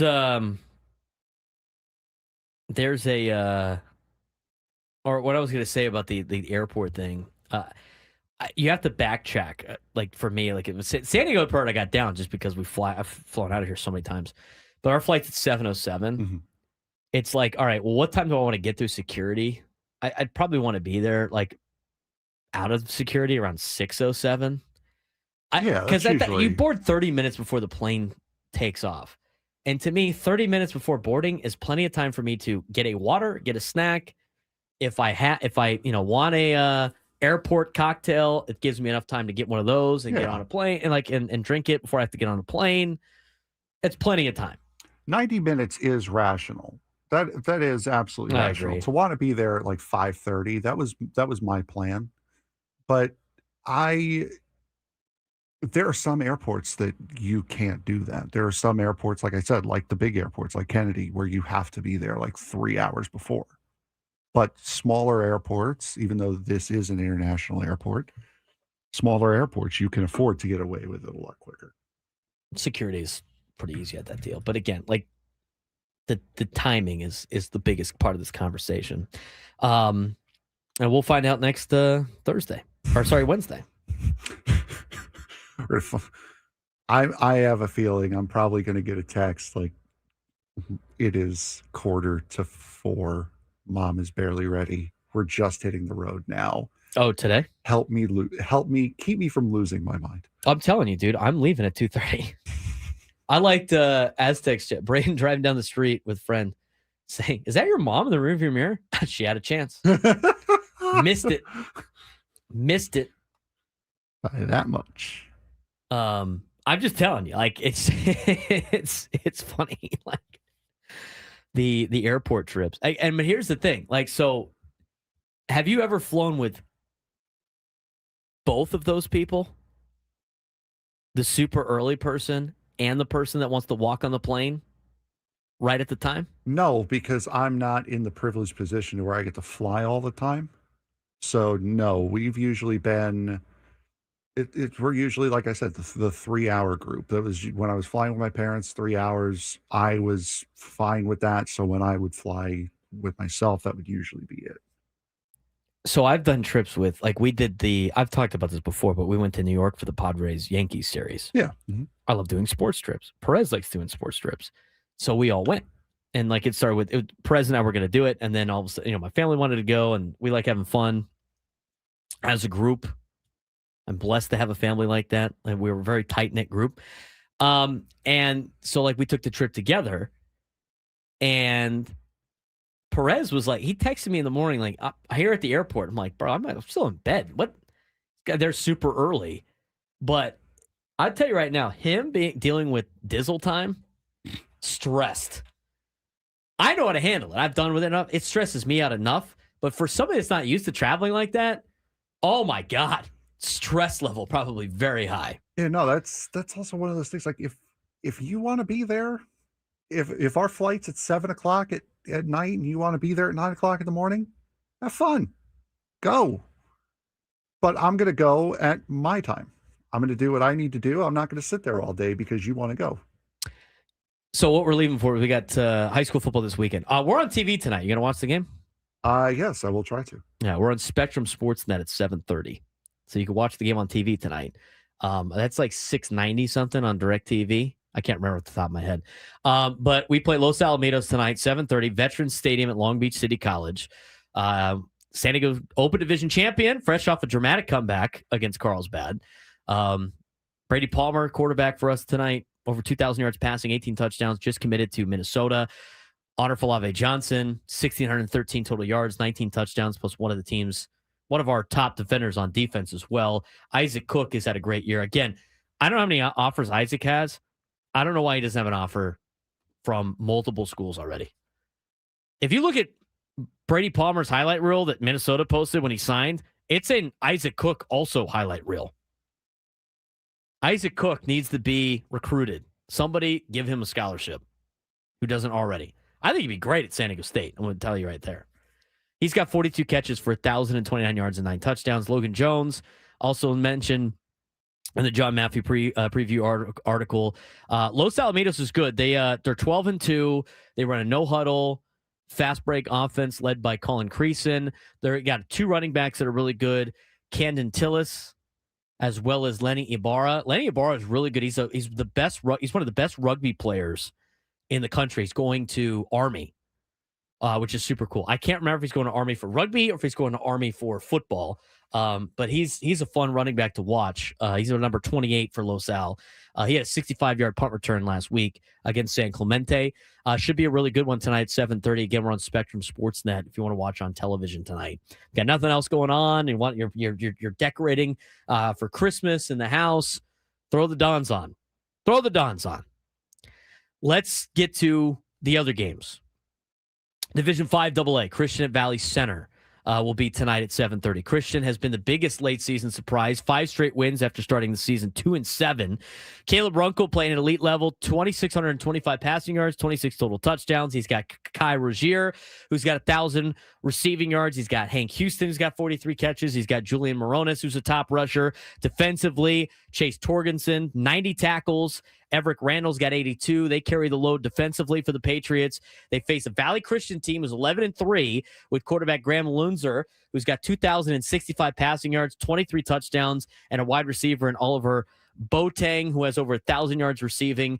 Christian will be at Valley Christian in the Cerritos area tonight at 7:30. The other game tonight will be the 6 AA division. Valley View, who's 9-5, is traveling to Valley Center. Valley Center is the only home team for San Diego tonight. Valley Center started the season 1-5 with a forfeit to Carlsbad. They're now the Division 4 champs and rolling.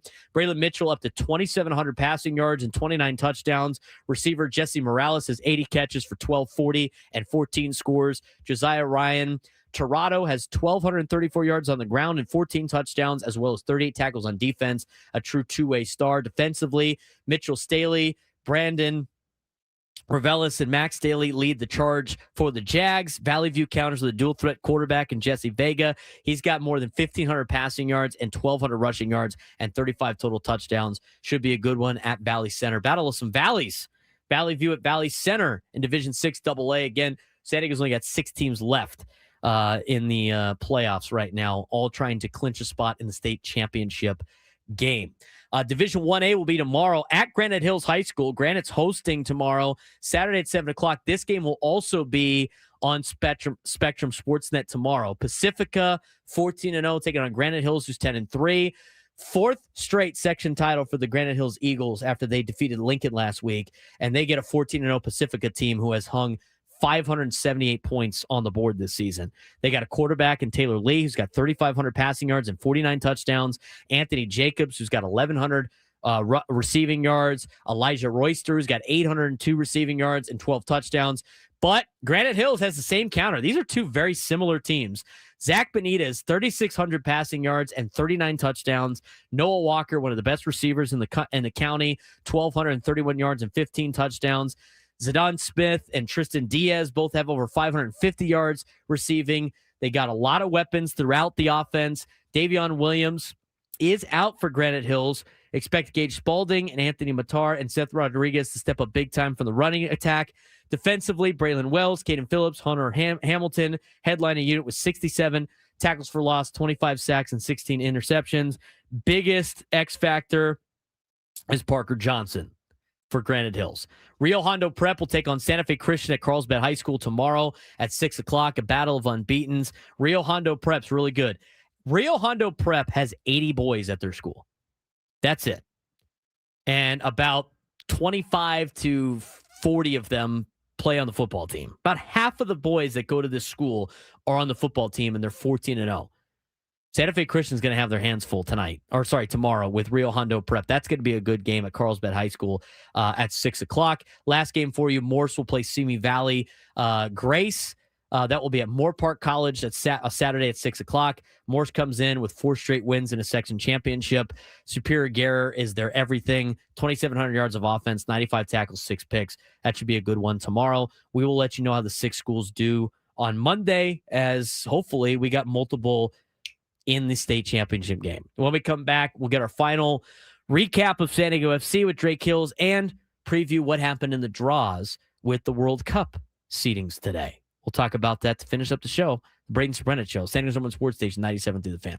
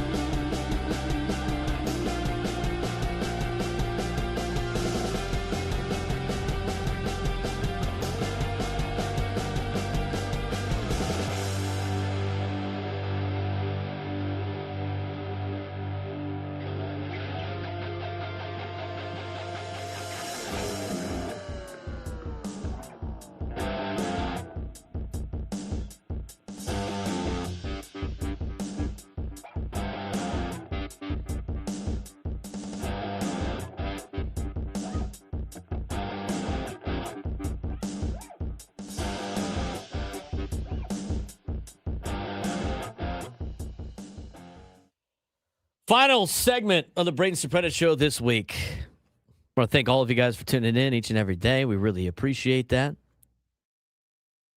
As we get you through the winter months here. Next week's going to be fun because we got the winter meetings going on next week. We're going to have a lot to talk about. I thought we had a lot to talk about today. We got the winter meetings going on, and we'll be in Baltimore for the second half of the week. So once the winter meetings are over, we'll be in Baltimore. We'll be getting some winter meeting news and stuff as we're flying to Baltimore, probably. That Thursday show in Baltimore will be kind of like that. Yes. But we wanted to talk about the we couldn't get a hold of Drake, so hopefully everything's okay. We'll try to get him on next week, maybe to talk about the aftermath of San Diego FC and with the MLS Cup Finals going on. That's on Saturday, correct? Tomorrow? The MLS Cup Final? Yes. Tomorrow? Yes. But a good season for San Diego FC nonetheless. We talked about that a little bit more on Monday. Today was the World Cup group draws. And we saw it was a spectacle today on television. Took them like 40 minutes to finally start doing it. They brought in all these United States celebrities, and Kevin Hart was there, and Tom Brady was there, and Shaq, and Wayne Gretzky, Aaron Judge. Those like the best athletes we have to offer. Is that what we're doing? I love Shaq's funny though. I like Shaq. They did like a couple of concerts, a couple of music acts and stuff. They made this like huge ordeal. But what you need to know is all of the groups have been seeded out so far. And just kind of quick look before we really dive into it, Frank. Team USA's got a pretty good draw in Group D. To get things started, there should be no reason why USA does not make it to the knockout stage. Yeah, no, they do have a very friendly draw. It's US, Paraguay, Australia, and then they have the winner from UEFA qualifier 3. UEFA playoff 3. Oh, Drake's actually on. Drake's here now. Yep. So let's bring on Drake. Drake, what's going on? Thanks for coming on. We appreciate it. We got to start to explain a little bit of the draw that happened today and seating everybody. But good to have you on. We're worried there for a second. Yeah, I know. It's that time of the year. You know, I've got soccer, I've got grading, I've got broadcast prep. Man, it's a serious deal. I didn't forget about you guys. Of course not. Oh, plus you got to worry. You got to see where Oregon's going to get seated in the college football playoff. Drake. I mean, there's a lot of that going on this weekend. Yeah, for the first time, I think all year, I'm going to be watching the American Conference Championship. We're talking with Drake Hills. He jumps on our show each and every Friday, contributing writer for Black Players for Change, and there's a lot of international writing for ESPN.com when it comes to soccer as well. We're going to talk about the American C, or where they're at in Group D and everything like that in a second. Just real quick, since we don't have too much time, Drake, the recap for you, season recap of San Diego FC and how far they came and what happened on Saturday last week. Yeah, I'm just going to start with the game, go quick, and then kind of zoom out here. But obviously Vancouver, and despite San Diego FC having their number, I'd argue, especially going to Vancouver earlier this year, had an incredible win. Obviously, Milan Noloski is no longer with San Diego FC, but that was probably top 3 highlights of the entire year for San Diego FC. And for Vancouver to flip that, I think you have to credit a lot with Thomas Muller. You have to credit Jaden Nelson. You have to credit, I think, in terms of the World Cup, Sebastian Berhalter is, I think, top 2 in terms of Mauricio Pochettino's favorite players going into the 2026 World Cup year for the U.S. men's national team. That just happens to be the team that's the hottest right now. I know everyone's talking about Miami, but Vancouver just went in and earned it straight up and down. Let's talk about the draw today.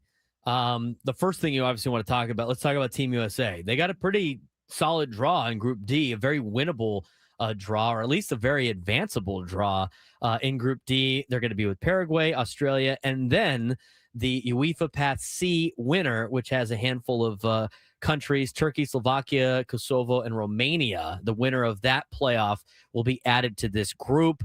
They will play their first match on June 12th at SoFi Stadium in Inglewood. USA will against Paraguay. But as you look at this group, very winnable group for Team USA. Yeah, I mean, starts off with the first game. You're going to go June 12th at SoFi in Los Angeles against Paraguay. That is, I'm not sitting here looking over Paraguay at all. Don't get me wrong. But that is an incredible jump starter to kind of get you going, kind of put you into that World Cup intensity. But I think the reality is that if you get 3 points over Paraguay, you're familiar with Australia. You played a friendly against them just in this last couple of months. So you're familiar with them, and then obviously you're going to wait until the end of March. Slovakia versus Kosovo, and the winner of that plays Turkey versus Romania. I like Turkey to come out of that, but Slovakia is no slouch either. So I think those are one of the two teams that will go through that playoff C path. And it's going to be interesting, Braden, because you're looking at some of these other groups. I mean, Canada has a really favorable group as well.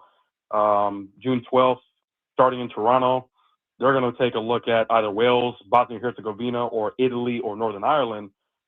But I think Mexico is a little bit different. I mean, that's a group that I'm excited about. Just, what is that, 15, 16 years ago, or somewhere around there if my math is correct. The 2010 World Cup in Johannesburg, South Africa hosts Mexico in the first game. Now it's flipped, a few World Cup cycles later. So I'm excited about that one on June 11th in Mexico City at the Estadio Azteca. But I got to say, Braden, the group that I'm really looking at is Group L. I'm going to call that the group of love. England, Croatia, Ghana, and Panama, who obviously San Diego fans will know about Anibal Godoy, who is their captain and the most capped player for the Panamanian national team. So that's the group that I'm going to be looking at. Every single game that's going to be played, I'm going to be watching. Is that your, well, you said group of love. I was going to ask you in a follow-up, everybody, there's always a group of death. What's the group of death out there in the group? I honestly don't think we have one. Like, it could be argued that you could say, sure, you can call that the group of death, if you will, but if you love the game of football, there's more love than death. There's more life than death than that one. I mean, I think maybe Group I with France. I mean, Senegal has obviously had that team they're not as, in my opinion, not as fearful as I saw them in the last couple of World Cups. So France, Senegal, then you've got a playoff team that's going to get in there alongside Norway. So people don't really think about Norway as like a top team, but there's a guy named Erling Haaland who is really, really good at soccer and very athletic and scores a lot of goals and plays for Manchester City and has done really well there. So I think that's probably going to be my pick for a group of death, is Group I. Group I, says Drake. Well, we got a couple of Italian fans in this room between Frank and I. Can they make it through their playoff path? How difficult is it going to be for them? They got to deal with Wales, Bosnia and Herzegovina, and Northern Ireland. How do you see that one playing out for Group B? I know you mentioned it earlier for Team Canada, but from the Italian perspective, how do you think the UEFA playoff path A will result in? Yeah, I think that obviously that first game against Northern Ireland in the semifinal, all these European path games are going to be taking place on the 31st of March. But just taking a look at Italy over the course of the last, say, 6 months, I mean, they haven't really, I think a lot of the damage that they took was in the Nations League, kind of the beginning of this year, end of last year, just having a couple of rough games against Germany, France, and Norway. Absolutely probably set them into a concussion. Just the way that, as I said earlier, Erling Haaland and those guys back in June put a 3-zip whooping to them. But I mean, since then, they haven't really played anyone. I think their strongest game since then was another game against Norway in which they lost 4-1 just a few weeks ago. So I think Italy's going to have to prove themselves that they can be at that World Cup level.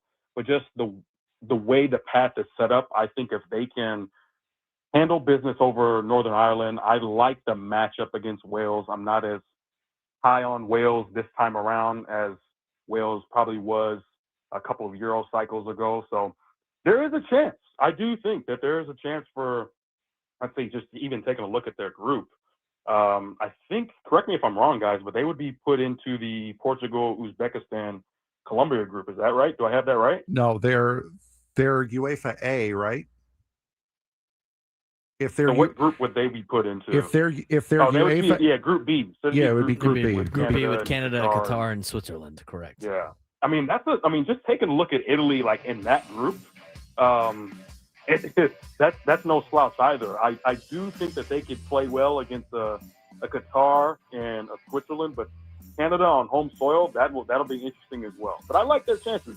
Drake, always great talking soccer with you. We look forward to talking more World Cup in the new year. Thanks again for joining us, and good luck to your Ducks this weekend. For Frank Marchese, I'm Braden Surprenant. This has been the Braden Surprenant Show. Thank you so much, Sports Station 97 to the Fan.